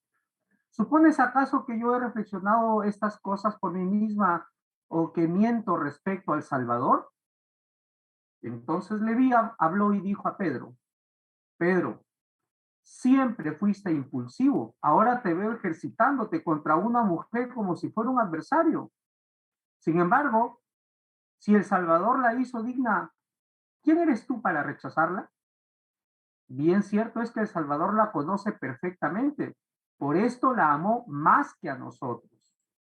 Más bien, pues, avergoncémonos y revistámonos del hombre perfecto. Partamos tal como nos lo ordenó y prediquemos el Evangelio sin establecer otro precepto que ni otra ley fuera de lo que dijo el Salvador. Luego que Leví hubo dicho estas palabras, se pusieron en camino para anunciar y predicar el Evangelio según Mariam. Estas últimas 2 líneas son hermosas. Si lo vemos a la luz de todo, ¿qué está sucediendo? Gracias, Elías. ¿Qué sucedió acá? Bueno, es una escena con la que cierra hasta donde se encuentra, ¿no? Escrito porque hay páginas que seguían. No, este es el cierre, perdón, este es el cierre. Falta la página 1 al 6 y la 14 al 16. Después con este 17 y 18 es como termina. Estaban deterioradas y muy arruinadas. En esta discusión lo que se ve es que María les ha compartido a ellos el mensaje que le había mostrado a solas Jesús, solamente a ella. Y cuando Jesús se va, porque los evangelios agnósticos por lo general relatan situaciones que se vivieron entre el día de la resurrección y el día de la ascensión, esos días en los que Jesús estuvo con los discípulos. Y entonces, cuando Jesús asciende, se quedan ellos, y ahí María va y les cuenta lo que el Señor le ha revelado a ella. Y cuando termina esa conversación, es cuando, o ese relato de María, es cuando empieza aquí, o sea, dice, después de decir todo esto, ¿vieron? Entonces, María permaneció en silencio, dado que el Salvador había hablado con ella hasta aquí. O sea, les contó todo lo que le había dado, no más, no menos. Y acá es un dato muy importante porque María se es presentada como alguien que dice lo que Dios le ha pedido que diga, ¿no? No se mete ahí a inventar cosas ni a aumentar. Así por lo menos la presenta el Evangelio. Y entonces se para Andrés y le dice, pero yo nunca escuché esto. Y Pedro va a decir, yo tampoco. ¿Y por qué te va a decir a vos cosas que no nos ha dicho a nosotros? Pero miren cuál es el argumento de Pedro. Según este dicho, no digo que Pedro dijo esto así, entiéndase, estamos hablando de la narración. Pero miren cómo crean esta narración, que refleja quizás muchas de las preguntas o comentarios que se hacían en aquel entonces. Dice, ¿ha hablado con una mujer sin que lo sepamos y no manifiestamente? Es decir, no lo ha hecho en público para que otros vean y cuiden, ojo con la hermana, conversando a solas con el hermano, vayan a saber qué están haciendo, hermano, ojo con la carne. ¿Se acuerdan el pasaje que leímos recién, no? La mujer lasciva, la mujer provocadora, cuídate de ella, que te va a hacer caer, que te va a hacer pecar, esas mentalidades que están ahí, ¿no? Que cuestionan la honorabilidad y las capacidades de la mujer y del hombre, de decir que no, o de vincularse como seres humanos, sino como perritos llevados por sus instintos animales. Bueno, ha hablado con una mujer sin que lo sepamos y no manifiestamente, de modo que todos debamos volvernos y escucharla. Es que la ha preferido a ella que a nosotros. Que Jesús le hubiera hablado a María, ¿significa que la prefería? ¿Que la amaba más? Y cuando Jesús se dice en los evangelios canónicos que Juan era el discípulo amado, ¿qué significa? ¿Que a los otros discípulos no los amaba? Yo creo que nadie se animaría a pensar así. O sea, que mencione algo que ama, que tenía cierta afinidad con una persona o para ciertos momentos en su vida lo tuvo, no significa que a los demás no los quisiera. Pero la lectura prejuiciosa lo ve de esa manera, ¿no? Entonces, algunas cositas para considerar. Estoy tratando de ir bien con los tiempos, porque realmente pasé todo un curso solamente de María Magdalena. Es interesante ver que acá hay argumentos teológicos, no son argumentos solamente de práctica misionera. Es decir, ¿es práctico que hable con una mujer o no? No, no. Tiene que ver con la concepción que tienen de la creación de Dios. Dios creó a la mujer y al hombre iguales o no, con las mismas capacidades o no. No, los creó como complementarios. ¿Sí? ¿Y Jesús entonces? ¿Y Pablo? ¿Y todos los demás que estuvieron solos? No fueron completos. Los seres humanos, la humanidad que no se casa con otra persona y que no comparte la vida con otra persona, incompleto. Esa es la ilustración que queremos darle a la vida humana, al ser humano. Yo sé que suena romántico lo otro, la media naranja y todas esas cosas, pero cuando hablamos ya de cuestiones más finas, y hablamos más finas y somos más serios para hablar del tema. Los seres humanos estamos sujetos a los instintos. Bueno, a veces algunas visiones y algunas lecturas hacen. Pedro acá está haciendo uso, está siguiendo la línea, sigue mandándome mensajes directos, pobres. Bueno, lo lamento. Lo lamento por el resto de su destino. Incluyó la prometida de la mujer, no puedo hablar, no mucho tiempo. Bueno, entonces, es importante ver este tema, porque lo que se está discutiendo acá es si María está en capacidades o no de divulgar el Evangelio.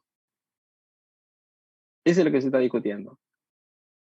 No se está discutiendo si Jesús la haya recibido o no. Por eso que Leví para y dice, pero escúcheme, si Jesús la eligió, vayamos a predicar las palabras que hemos recibido y vayamos a anunciar el Evangelio. Y así termina el escrito, con la decisión de todos de hacerlo. La decisión de Pedro también, aparentemente sí.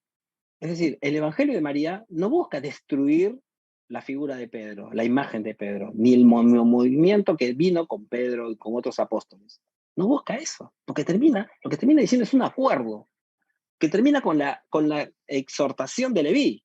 Bueno, Pedro, no podés descalificarla así. Si Jesús la llamó, entonces, y la ha usado, ¿no? Y es evidente para todos esto, entonces, ¿será que ella también puede hacerlo? Pero no que le dice ahora, María, hacelo vos, porque nosotros no servimos para nada. No. No dice eso el Evangelio de María. Y por lo tanto, aparentemente tampoco reflejaba entonces esa percepción de la cosa, de los vínculos. Sino que dice, se pusieron en camino para anunciar y predicar. Y habla de todos, incluyendo a María. Entonces el tema era si María podía sumarse o no. debía poner su impronta. María Magdalena, hermanos, no María la Madre de Jesús. Bueno, continúo entonces con lo que estaban mencionando, ¿no? Entonces, presenta tensiones que había entre algunos que ponen, ¿no? Que tenían la visión que acá en ese evangelio, en esa narración, se pone en labios de Pedro, ¿no? Las mujeres pueden predicar, las mujeres tienen las mismas cualidades que nosotros, Dios ha querido eso, pero ¿por qué le va a dar a ella una visión? Bueno, podemos discrepar con el mensaje gnóstico del evangelio, pero mi pregunta es, ¿será que vamos a discrepar con la visión que tiene esa comunidad de fe también con respecto al lugar de la mujer en las relaciones con el resto de la sociedad? Sociológicamente, lo que hace este evangelio es replantea una visión del ser humano bajo las libertades y vida plena presentados por Jesús en los evangelios. Es decir, la pregunta es teológica, pero también tiene perspectivas sociales. La pregunta es, ¿la mujer puede desenvolverse socialmente de forma pública y predicar y anunciar el evangelio? ¿O tenemos que hacer que sean maestras de niños y maestras de grupo de mujeres, nada más? Pero que no le hablan a los hombres, ¿no? Podemos cuestionar su honorabilidad porque se vincula con personas del sexo opuesto y tiene amistades. Podemos cuestionar sus capacidades mentales para ser líderes, sus capacidades volitivas para tener liderazgo, o han sido puestas como segundas. Eso es lo que está replanteando ese evangelio. El evangelio de María tiene una visión semejante a la de Gálatas 3:28, no a la de 1 Timoteo. Gálatas 3:28 tiene una visión diferente, aparentemente, con 1 Timoteo, en la que se dice la mujer calle, ¿no? O la mujer, en todo caso, no me permite a la mujer enseñar al hombre, porque en Gálatas se dice que no debe haber diferencias. Y el mismo Corintios habla así. Ahora, ¿significa que se contradicen? No, contradicción es otra cosa. Y no hablemos de ese tema aquí, porque no da para eso. Pero es otro tema, la contradicción. Entonces, no propone un matriarcado tampoco, y esto es algo importante, sobre todo para aquellas personas que a veces nos sentimos un poquito amenazados de nuestro lugar de poder y nuestra identidad. Que una mujer pueda opinar, que lidere, que ayude, que nos guíe, que nos enseñe, no implica un matriarcado. Entonces, los movimientos, o mejor dicho, la lectura de un texto como el de María Magdalena, no busca ahora entonces decir, bueno, antes los hombres nos tenían así, ahora nosotros vamos a tenerlos así. No busca eso. Porque sería más de lo mismo, de abuso de poder. Entonces, no es un ataque tampoco contra el liderazgo de los hombres, como acabo de mencionar hace un ratito. Sin embargo, ha prevalecido la mirada histórica patriarcal, que hoy se replantea hacia una visión un poco más justa en algunos espacios. En otros espacios tiene grandes resistencias. Al punto que, por ejemplo, el Evangelio de María fue descubierto en el año 1896. 100 años después, recién se empezaban a discutir y a tratar sobre el tema. Y hoy todavía es un escrito sumamente desconocido. O sea, el que no tiene $60 para comprarse un libro como este, quizás no lo consigue.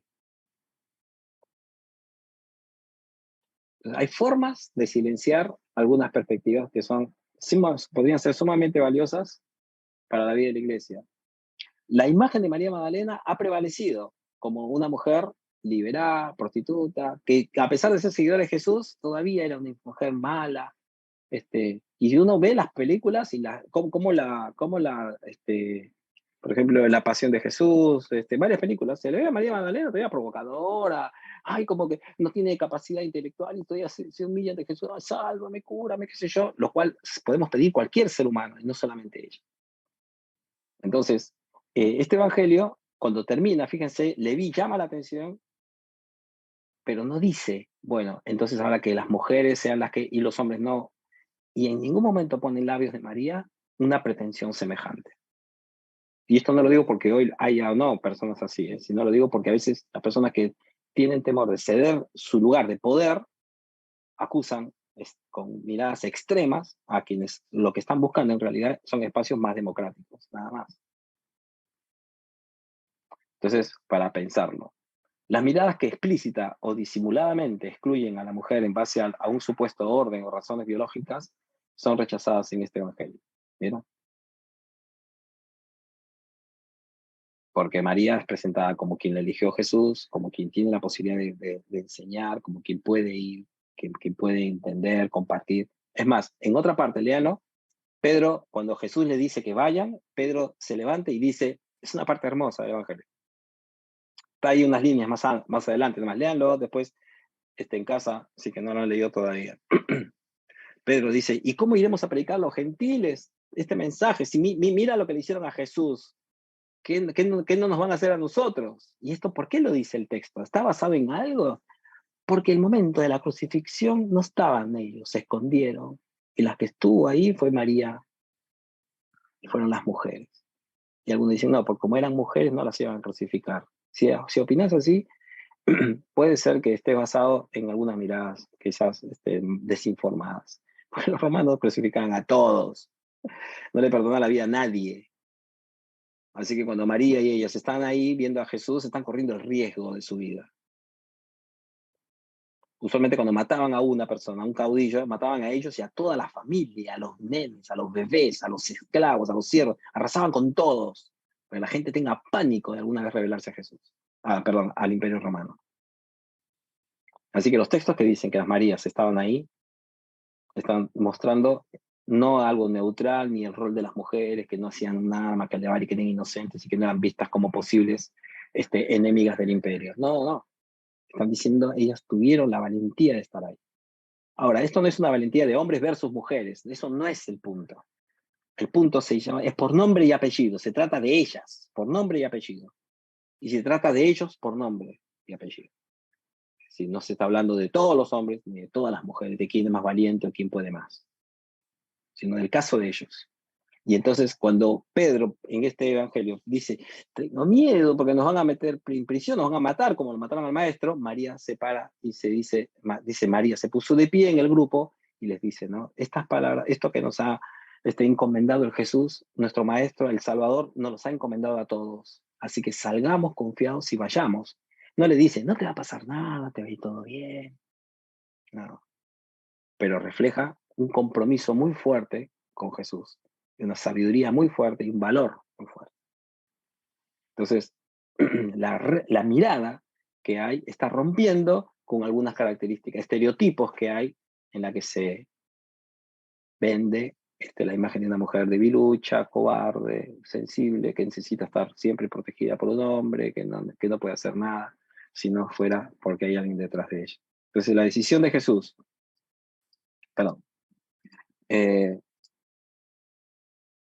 la decisión de Jesús de elegir a María Magdalena como compañera y receptora evidencia su capacidad y su derecho de ser una líder en la comunidad cristiana y de poder anunciar a otros el Evangelio. Entonces, sus capacidades las tiene y tiene el derecho también de usarlo, según el Evangelio de María Magdalena.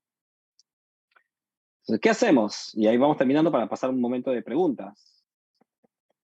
¿Qué hacemos? Y reflexionaremos ante un planteo como el que se presenta en este escrito de María Magdalena. Bueno, históricamente hablando, saber que el tema de la concepción de la mujer, o sea, el concepto, no estoy hablando de cómo es concebida de parida, sino de cómo se entiende, cómo se entendió a la mujer como ser humano y en relación al hombre, no es un tema de la actualidad.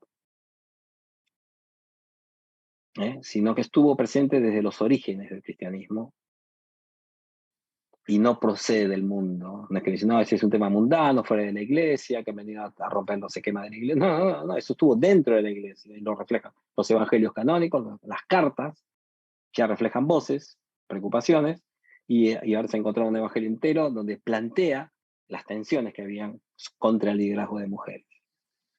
La solución que plantean es que vayamos a compartir el evangelio, que Dios las ha elegido, si han recibido eso, lo pueden hacer. Eso lo plantea el evangelio de María. Podemos discrepar con el contenido gnóstico de su mensaje. La pregunta es si el tema del rol también necesitamos discrepar con este lugar que tenían las mujeres en ese grupo de iglesias, que no eran pocos, y que están, además, se ven reflejados en algunos casos también en las cartas canónicas, con los roles, con los cargos que tenían. Interesante para pensar. Ahora, ¿qué visión del ser humano reflejaría entonces el hecho de que se abra el evangelio a gentiles y ahora también se piense en mujeres? ¿Qué visión del ser humano, teológica, qué visión de Dios, creador de seres humanos, se refleja esa visión? ¿Qué relación del diálogo y de la discrepancia, teológicamente hablando, no solamente desde el punto de vista misional o sociológico, sino desde el punto de vista teológico. ¿Será que Dios es un Dios dialogante? ¿Será que es un Dios misericordioso, paciente, de procesos, de enseñar, y no un Dios que pum, pum, pum, pega, que descalifica, que discrimina?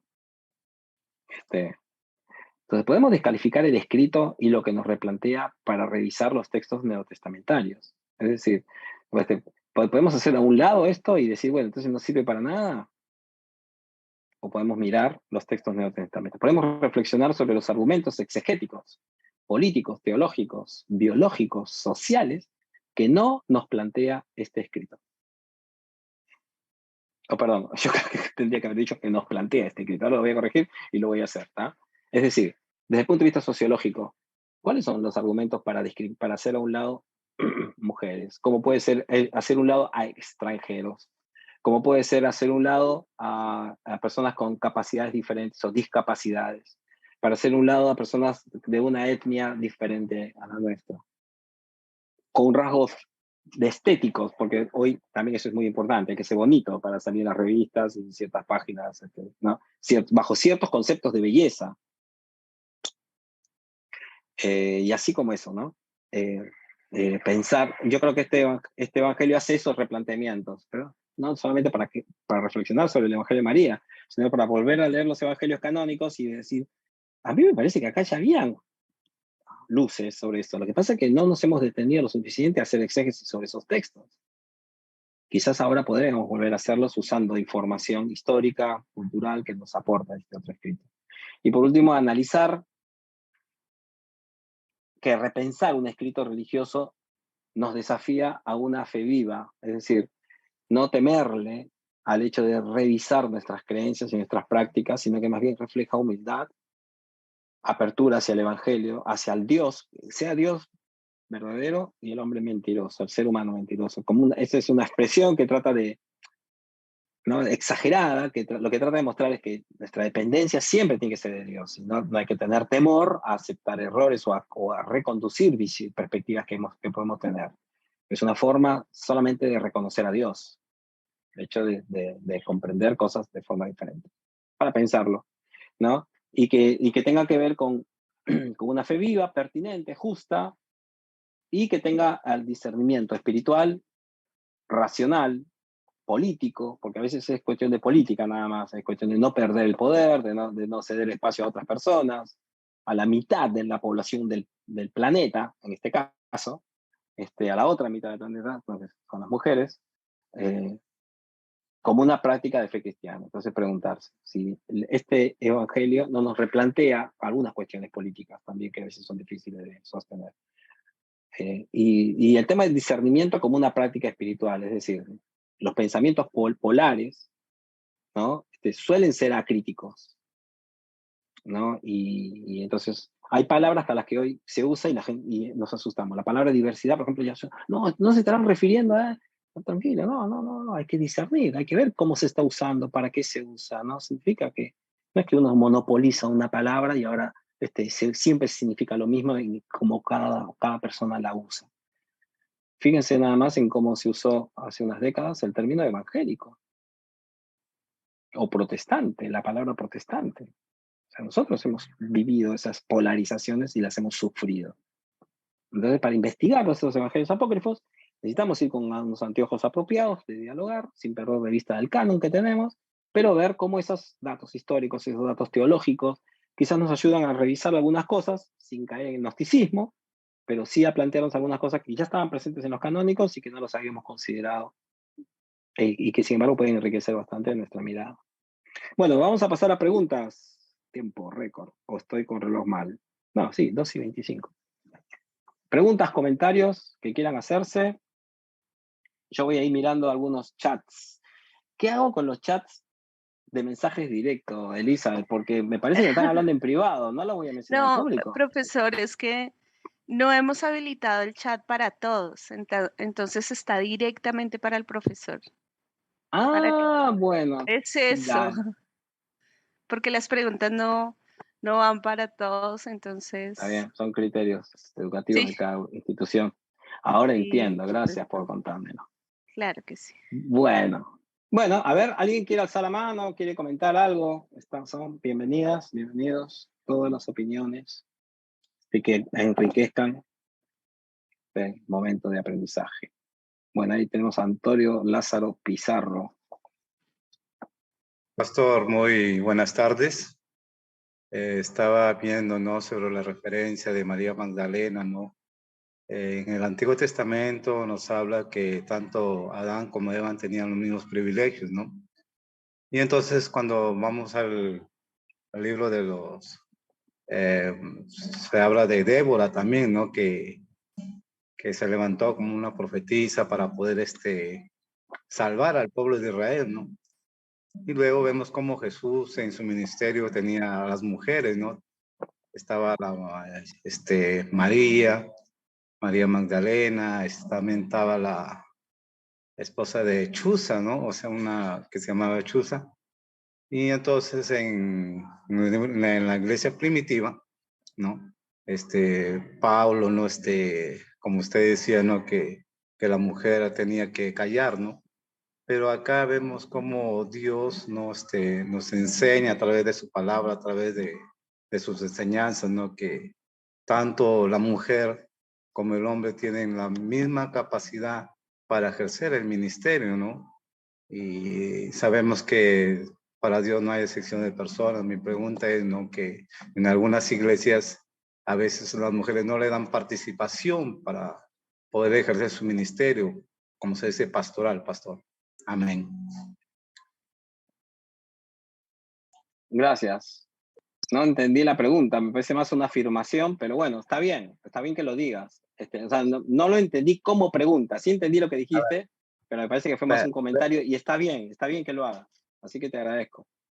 Después de eclesialidad, el curso sobre eclesiología lo dejamos, si alguna vez quieren oír. Mire, Elías, vos que sos ya amigo, ¿me aguantás un poquito? Así vamos primero con Norma, porque vos ya tuviste participación, pero seguís vos, no te vayas. Así vamos dándole profesor, voz a quienes no participaron. Buenos días, profesor. Buenos días a todos. Pues primero que todo, muy interesante el tema.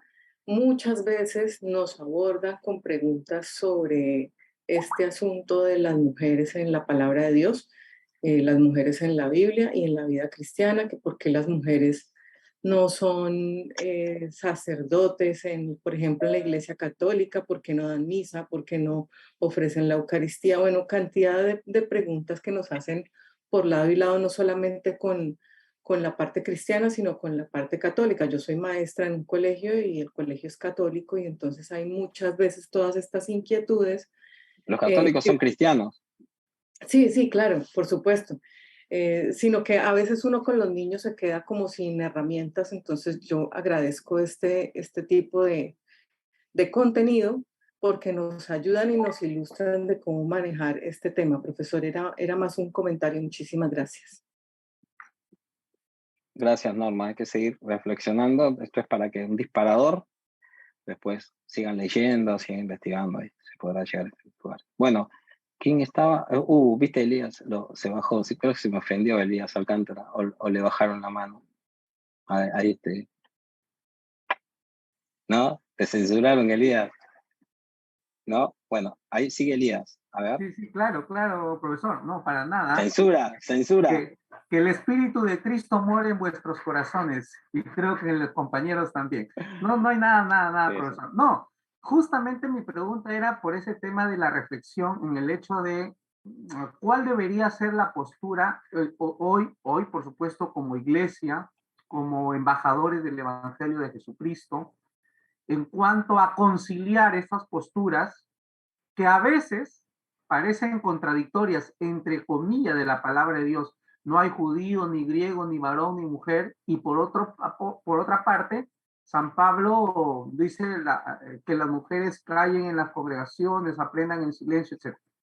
Entonces, ¿cómo podemos conciliar estas posturas que reflejan pensamientos divergentes en cuanto a las posiciones de los discípulos, de los seguidores de Jesucristo en este inicio de la iglesia, Pero hoy ya debemos tener otra mirada diferente, otra concepción diferente, porque tenemos otras herramientas de análisis diferentes. Entonces, supongo que debemos sentar una posición, fijar una postura. En su opinión, ¿cuál debería ser? Muchas gracias. Estamos yendo a un tema que, es que ¿sabe qué? Mira, ¿sabe qué he aprendido? Que si trato por segundos o minutos breves un tema que merece mucho tiempo, se presta a malas interpretaciones. Pero lo voy a decir igualmente, rapidito. Mira, yo creo que una opción lo refleja el Evangelio de María. ¿Qué hacen? Didácticamente presentan un testimonio, el testimonio de María Magdalena, que por lo que pienso yo, en base a las investigaciones que he leído, que no soy yo el que investigó sobre el tema a profundidad, pero sí he leído a investigadores y todo, porque me gusta el tema de hace mucho tiempo, me interesa. Creo que está claro que María fue una figura importante. Miren, ya hace poco estuvimos en un evento de un espacio que se llama la Fraternidad Teológica Latinoamericana, la FTL. Yo soy el secretario general. Entonces, ¿qué pasa? Cuando terminó el evento, tenía que dar los agradecimientos. Pero ¿qué pasa? Como eran 3 personas a las que se les había pedido, era así, había todo un equipo que formaba parte de una labor, pero 2 de ellas habían sido los que más habían trabajado. Y entonces en un momento decimos, bueno, muchas gracias al equipo que colaboró y todo. Entonces alguien por el chat que no era de esos 4 me dice, pero ellos 2 ni aparecieron, no hicieron nada. Y sí, ¿qué quieres que le diga? Gracias a ellos 2 y a estos 2 no, que no hicieron nada, ¿no? No se puede ser, se puede hacer, pero nadie en el espacio puede ser tan descortés. Entonces, por otro lado, ya lo estoy diciendo yo acá, que esto grabado es ahí cómo se interpreta. A lo que quiero decir, sin embargo, estoy inventando un poco la historia. Entonces, ¿qué hace? Uno agradece a todos o no agradece a nadie. Entonces, ¿qué pasa? Gracias al equipo y no se menciona a nadie personalmente. Ahora, posiblemente una persona que dio mucho y que dedicó mucho a que algo se desarrolle, a que algo suceda, y no se le menciona personalmente, sea también una falta de cortesía y de reconocimiento, porque la verdad que lo merecen. Pero a veces estas cuestiones de cuidar el grupo hacen que no se mencione a todos. ¿Por qué lo digo yo? Porque nosotros no podemos leer la Biblia como si fuera un código penal con casuísticas, además, porque así se lee usualmente. Entonces, hay que aprender a leer la Biblia, ¿no? O sea, a mí, por ejemplo, cuando se distorsiona, porque vos no le agradeciste a fulano y tal porque tenés algo contra él o contra ella. No, tenía segundos, estaba cerrando un evento, gracias, qué sé yo, y mencioné general, listo, no quise desmerecer a nadie. Entonces, cuando leemos la Biblia, a veces la leemos creyendo que sea un recetario. Es que hay personas que dicen, es el manual de Dios. No es el manual de Dios. Entonces, dejemos de mentir, o sea, nosotros no me refiero. Hay que ser preciso, por favor, con la palabra de Dios. Porque no es un manual tiene otras características, dice las cosas de otra manera. Entonces la gente va y crea un manual. Entonces, si mencionó a Prisca y a Coso, ya, son ellos 2, son los únicos que insistieron en la iglesia, nadie más era compañero y seguidor de Jesús, solamente ellos 2, porque solamente los mencionó a los 2. Porque vos cuando escribís un manual, vas paso por paso y vas diciendo cómo hacer cada cosa, porque si te salteas una parte, luego lo que viene después no funciona bien. Entonces sos meticuloso cuando haces un manual. Sos práctico, porque el manual tiene un objetivo práctico. Una carta no. Una carta no es un tratado tampoco, no es un libro de investigación como que se escribe hasta el librito, el folletito que se escribió en Alemania y en Argentina y en Perú y en Chile sobre Jesús. Entonces te escribe un libro así de ancho. Pero si vos mañana agarras un librito así finito y que tiene una síntesis, no le podés decir, uy, mirá, desconoció esto, desconoció lo otro. No, porque le habían pedido que escriba 10 páginas, no le dijeron que escriba 895. Entonces, a veces leemos la Biblia mal y la distorsionamos mal. Mal. Entonces, en ese sentido, es importante observar cómo citamos. Cuando Pablo dice a la mujer que hay en la congregación, ¿a qué se refiere puntualmente? Hay cosas que vamos a saber, pero hay cosas que no, porque no me escribió a mí. Yo sé que a veces decimos, porque Dios pensaba en mí. Cuando, no. Eso es en la película Todopoderoso, con Jim Carrey. En esa película, sí. Donde el tipo le dan un poder y le vienen todas las oraciones, escuchan las oraciones de todo el planeta, todo. Pero eso es ficción. Entonces, cuando Pablo está escribiendo, le escribía a la comunidad de Corinto, no te escribió ni a vos ni a mí. Ahora, que Dios luego use su palabra para nosotros, sí, bueno, pero hablemos así. Porque si no, la señora cree que se está refiriendo a mí y si yo tengo que saberlo o no. 21 siglos después, en un continente diferente. Entonces, no, hay cosas que cuando las forzamos, distorsionamos la palabra, las escrituras, no es que la teología. Entonces ahí, Elías, entonces la mujer cae en la congregación, son alusiones que necesitamos rever. Entonces uno puede aprender también y hacerse la pregunta, ¿cómo se vinculó Pablo con las mujeres? Entonces, por eso que la frase que decía, ¿no? Si Pablo hubiera sido de las que las calla, ¿cómo es que luego tiene seguidoras a las que reconoce como diaconisas, apóstolas, pastoras, líderes, y que reconoce el don de profecía en ellas, que eran profetizas de mujeres, solamente profetizaban a mujeres, como hacen alguna iglesia hoy? Yo dudo que haya sido así, pero bueno, es algo para pensarlo. En ninguna parte hay una restricción. Si Pablo es específico en algunas cosas, ¿por qué no dice? Y las mujeres que le enseñen solamente a las mujeres y a los niños, porque todavía no son hombres. Es esa visión. Ahora, yo la tuve, claro, y la enseñé, claro, sí. No es que estoy diciendo que los otros. No, yo crecí en un ambiente así y con el primer año de ministerio me enseñé. Ahora, ese es mi punto de vista, Elías. Ahora, de ahí a que los cambios se hagan, ya eso es una cuestión de cada grupo y también de las mujeres que quieran seguir aguantando algunas cosas. Pero yo creo que el Evangelio de María, para no perdernos de los apócrifos, fíjense cómo un evangelio puede ayudar a comprender el mundo de la época, ¿vieron? En el sentido de que tiene enseñanzas doctrinales que no están discordes con las enseñanzas doctrinales del Nuevo Testamento, pero al extenderse más en la problemática, nos aportan más elementos de los que tenemos en los escritos canónicos. ¿Me dejo entender? Entonces, hay cosas con las que discrepamos, pero no todo está mal. Entonces hay temáticas que acá en los escritos canónicos se trató muy periféricamente, porque no era ese momento, no era la preocupación en ese momento, urgencia, pero después sí aparentemente fue, o lo fue para otro grupo, y lo desarrolló muy grandemente. Y eso nos puede traer elementos y aportes teológicos para comprender el escrito canónico. Sí, Jorge, gracias. Sí, profe. En el caso de María Magdalena, si fue una de las figuras muy preponderantes dentro de la comunidad que seguía a Jesús, algunos comentarios también dicen que era la que le financiaba al grupo, ¿no? Si fue así tan importante, ¿por qué Jesús no la colocó dentro de los 12 que escogió, ¿no?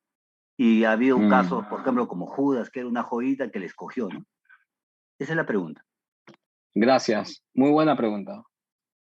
Bueno, vamos a decir algo. Exegéticamente hablando, los 12 no fueron los únicos, y en algunos casos ni siquiera los principales apóstoles. Eso también es una cuestión de mala prensa o de buena prensa. Mucho marketing. Se ve que pagaron a un community manager y le estuvo tirando fotos por todos lados y pasa un poco eso. Pasa un poco así. ¿Viste? Que si una persona escribe un artículo y tiene 1000 likes, cree que 1000 personas lo han leído y 1000 personas piensan como él. Es como el hermano que ya no te dice sí o no, sino todo dice amén. ¿Vieron un poquito? Pasa eso. A mí me pasa, tengo que dar un hermano y digo, che, vamos a comprar, amén, me dice. Bueno, dale, digo, vamos a comprar la tienda, amén. Dice, bueno, dale, va, yo lo miro, ¿viste? Bueno, dale, vamos. Y está con el amén por todos lados. Entonces, lo mismo sucede con ese tema. Que se hable de 12 apóstoles, si uno lee Hechos de los Apóstoles, menciona un montón de apóstoles. Bernabé era un apóstol. En griego está traducido así. Y en el Nuevo Testamento también. Fueron enviados, y se usan los verbos, las figuras de otras figuras. La Didaché habla de apóstoles, de muchos apóstoles. Apocalipsis habla de apóstoles y de profetas. No todos no eran los 12. Los 12 fue un grupo cercano, pero después se ha hecho esta cuestión. Mirá, un poco, o sea, había personas que pensaban que los apóstoles fueron muy especiales y fueron los 12 exclusivos y que había otro nivel de apóstoles. Bueno, hay algunos escritos, algunos evangelios, le dan más énfasis a ellos. Yo escribí un artículo hace unos años, que está en un libro, se llama Amor al Poder o Poder del Amor. Y ahí escribí sobre relaciones de poder entre apóstoles e iglesias. Una de las cosas que decía hoy, los profetas y apóstoles fueron caracterizados por su devoción, su entrega, su abandono, y hoy escuchamos de tantos apóstoles que son ricos y no matan a nadie, no los matan más, ¿sabes? Siempre tienen guardaespaldas, y a todos los apóstoles que nosotros seguimos sufrieron tanto perspectivas diferentes. Entonces, Jorge, yo creo que no eligió solamente a María Magdalena, no eligió a un montón de otras personas. Entonces, como no tenemos la respuesta, porque no es que dice por qué tampoco eligió a ellos 12, dice, eligió de entre todos, eligió a ellos 12, pero no dice el texto por qué los eligió. O sea, después, por Hechos de los Apóstoles, capítulo 2, podemos deducir que quizás algunos interpretaron que la razón por la que Jesús interpretó era porque le habían seguido desde el principio, habían sido bautizados o discipulados. Cuando se dice fue bautizado por Juan el Bautista, significa que fueron discipulados por él, que aprendieron de él. No es que llegaban, se metieron al Jordán, los bautizó y se fueron así como llegaron. No, estamos hablando de toda una catequesis. Y utilizo el término del que se usaba en la antigüedad y que a veces los evangélicos no queremos usar porque se parece más a lo que se dice en otras iglesias, pero sí, se usaba la catequesis, se enseñaba, llegar al bautismo de esa manera. Entonces, la razón por la que no la hizo de apóstol a una de las 12, lo ignoro. Pero estoy seguro que no hubo solamente 12 apóstoles, hubo muchos más, y que tuvieron en algunos casos tanta repercusión. Con un criterio semejante, historiográficamente hablando, Jorge, podríamos decir otra vez que Pedro, Pablo fueron los principales apóstoles, porque sabemos más de ellos, y que Juan fue el principal apóstol. Y uno dice, bueno, si Dios permitió que sus escritos se quedaran en la Biblia, debe ser por algo. Y bueno, esto ya es especulación pura, porque no hay razones teológicas para pensar de esa manera. Entonces, no significa que ella no fue un apóstol o que no fue una enviada y una mensajera, aunque no formara parte de los 12. Hubo otros apóstoles. Y yo personalmente a veces me preguntan, ¿vos sos bautista? ¿Vos crees en los apóstoles hoy? No sé, no me importa creer o no en los apóstoles hoy. Yo creo en las personas que sirven a Jesucristo y que hacen las cosas como Jesús hubiera enseñado. Si los veo y se quiere llamar apóstol, patriarca, sacerdote, aviador, que se llame como quiera, pero que haga las cosas que Jesús hizo y va a contar con mi admiración y mi apoyo. Gracias. Edwin, ya vamos terminando ahí, ¿no, Elizabeth? ¿O podemos seguir? Profe, buenas tardes. Bueno, formularle una pregunta. De pronto en el Nuevo Testamento sí se habla de apóstoles. De pronto escuché en lo que estaba explicándonos que también habían como apóstolas, ¿no? Me pareció que escuché por allí. Entonces de pronto, pero no en los libros canónicos, ¿no? Bueno, en Romanos capítulo 16 se habla al menos yo he leído sobre diaconistas. De Junia. Mira, me corrí un ratito porque estoy en mi oficina de biblioteca, estoy buscando un estudio sobre Junia. Si ustedes busquen por internet, hay un estudio de una, pasa que esta biblista, que es una muy buena amiga mía, a veces tiene posiciones que a algunos les parece poco duras, pero debieran de leerlo, sobre Junia, la primera apóstol, creo que está en castellano. Este es el libro de un investigador que está en inglés, pero creo que está online en algunas partes también, es de Eldon J. Epp, que habla que como Junia, el nombre Junia, en algunas traducciones se ha puesto como si fuera varón, como si fuera un varón, y en griego el nombre se ha llevado en las traducciones, se ha basado en una mirada para los filólogos e intérpretes bíblicos equivocada porque se le identificó como un varón. Entonces Pablo ahí los identifica como apóstoles a esa pareja. Pero este hombre y otras investigaciones que analizan el término de junias y de cómo se da en griego, dicen, no, se trata de un nombre de una mujer. ¿No? Así que está diciendo que ella y el esposo son apóstoles. La están llamando apóstol. Ahora, cuando escribí este artículo y lo quise publicar, un amigo me dice, no existe la palabra apóstol en la Real Academia Española. Y yo digo, está todo bien con los españoles, son amigos, trabajo con algunos de ellos y todo, pero no me van a decir cómo tengo que hablar yo. Porque si fuera por el diccionario, no podría usar un montón de términos con los que yo tengo que expresarme. Entonces, hacemos consenso. Necesito hablar de apóstola para que se sepa que se trató de una mujer. Y para que pensemos en la posibilidad de que Dios puede usar a cualquier persona que le acepta como su Señor y su Salvador y que de justo corazón y de vocación le quiere seguir, Dios puede hacer con lo que quiera. Entonces, ahora esto es muy devocional lo mío, ¿no? Pero exegéticamente hablando, Romanos capítulo 16 habla de Junia como una mujer apóstol. Ahora, yo creo que cuando en la actualidad las investigadoras, investigadores hablan de Magdalena como apóstola, no están hablando necesariamente de que haya tenido un cargo eclesiástico, pero lo usan de forma para llamar la atención y para que vean que puede haber sido una figura importante, una enviada a llevar el mensaje del Evangelio de Jesucristo.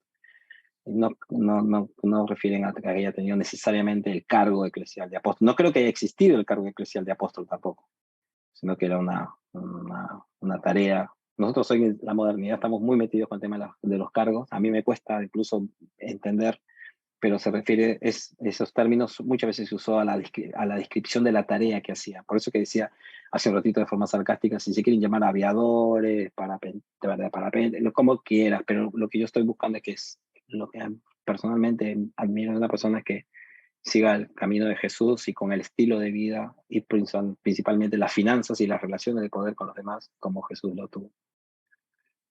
¿Puedo elegir a alguien que no preguntó todavía? Porque ya nos queda una sola pregunta. Puede ser que sea Gisela. Amigo Lorenzo, puede ser que le cedamos a Gisela. Me parece que si no, después se me enoja Gisela y...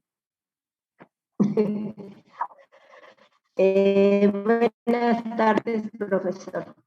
Una pregunta.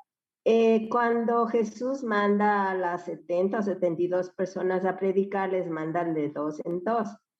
Ahí no dice si son, o podrían ser esposos, o podrían ser hermanos, hombre y mujer. Entre esas personas, o por ejemplo, María y Marta, que eran sus amigas, hermanas de Lázaro. Yo creo que ahí están, bueno, esa es mi idea, están muchas personas que de pronto no están mencionadas con los nombres de las personas. Excelente mención, Gisela, me alegro tanto que lo comentaras, porque es verdad, cuando no hay menciones en el texto, uno dice, seguimos hablando de la alimentación de los 5.000, por ejemplo, y sabemos que fueron por lo menos 10.000, pero seguimos hablando de 5.000, porque dice 5.000 varones, más mujeres y niños. Ahora, en la antigüedad se mencionaba solamente a los varones, no hay muchos casos, no todos, no siguen dando. Así que el Evangelio ya está haciendo un aporte, ya está mencionando que también había mujeres y niños, ¿tá? Sin embargo, no llega a lo que nosotros hoy debiéramos de hacer, que es mencionar a todos. Así como en la iglesia te dicen, ¿cuántos son en tu iglesia? Son 180 más o menos, más niños. Y los niños no son seres humanos, no son objeto del amor de Dios, no son objeto de tu misión. ¿Sí? Entonces, ¿por qué decís 180 personas más niños? Bueno, son formas inconscientes que tienen que ver con la cultura, ¿no? De discriminar. Mirar a un lado. Bueno, buenísima observación, Gisela, porque pasa con los métodos hermenéuticos, ¿no? Que hoy los feminismos nos están enseñando para visibilizar a aquellos que en una época no se visibilizaban. En los evangelios se empezaba a visibilizar, pero hoy nosotros no podemos pensar como la persona del siglo I en muchos aspectos. Tenemos que seguir avanzando, atravesando las puertas que nos abrieron los evangelios. Elisa, ¿da para Lorenzo o censura? No, sí, aprovechemos, sí, alcanzamos. Dale, Lorenzo, porque si no se me ofende, Lorenzo. Yo no quiero que se me enoje. Lorenzo, ¿querés preguntar? Lorenzo de Perú, habilite su micrófono. Ahí está. Muy bien, pastor. Pero sí, quería comentar y también ver la pregunta. Es cierto que María Magdalena, que llaman en su ministerio, era sustento, que llaman del ministerio de Jesús. Pero mi pregunta es, ¿cuál es el secreto de María Magdalena?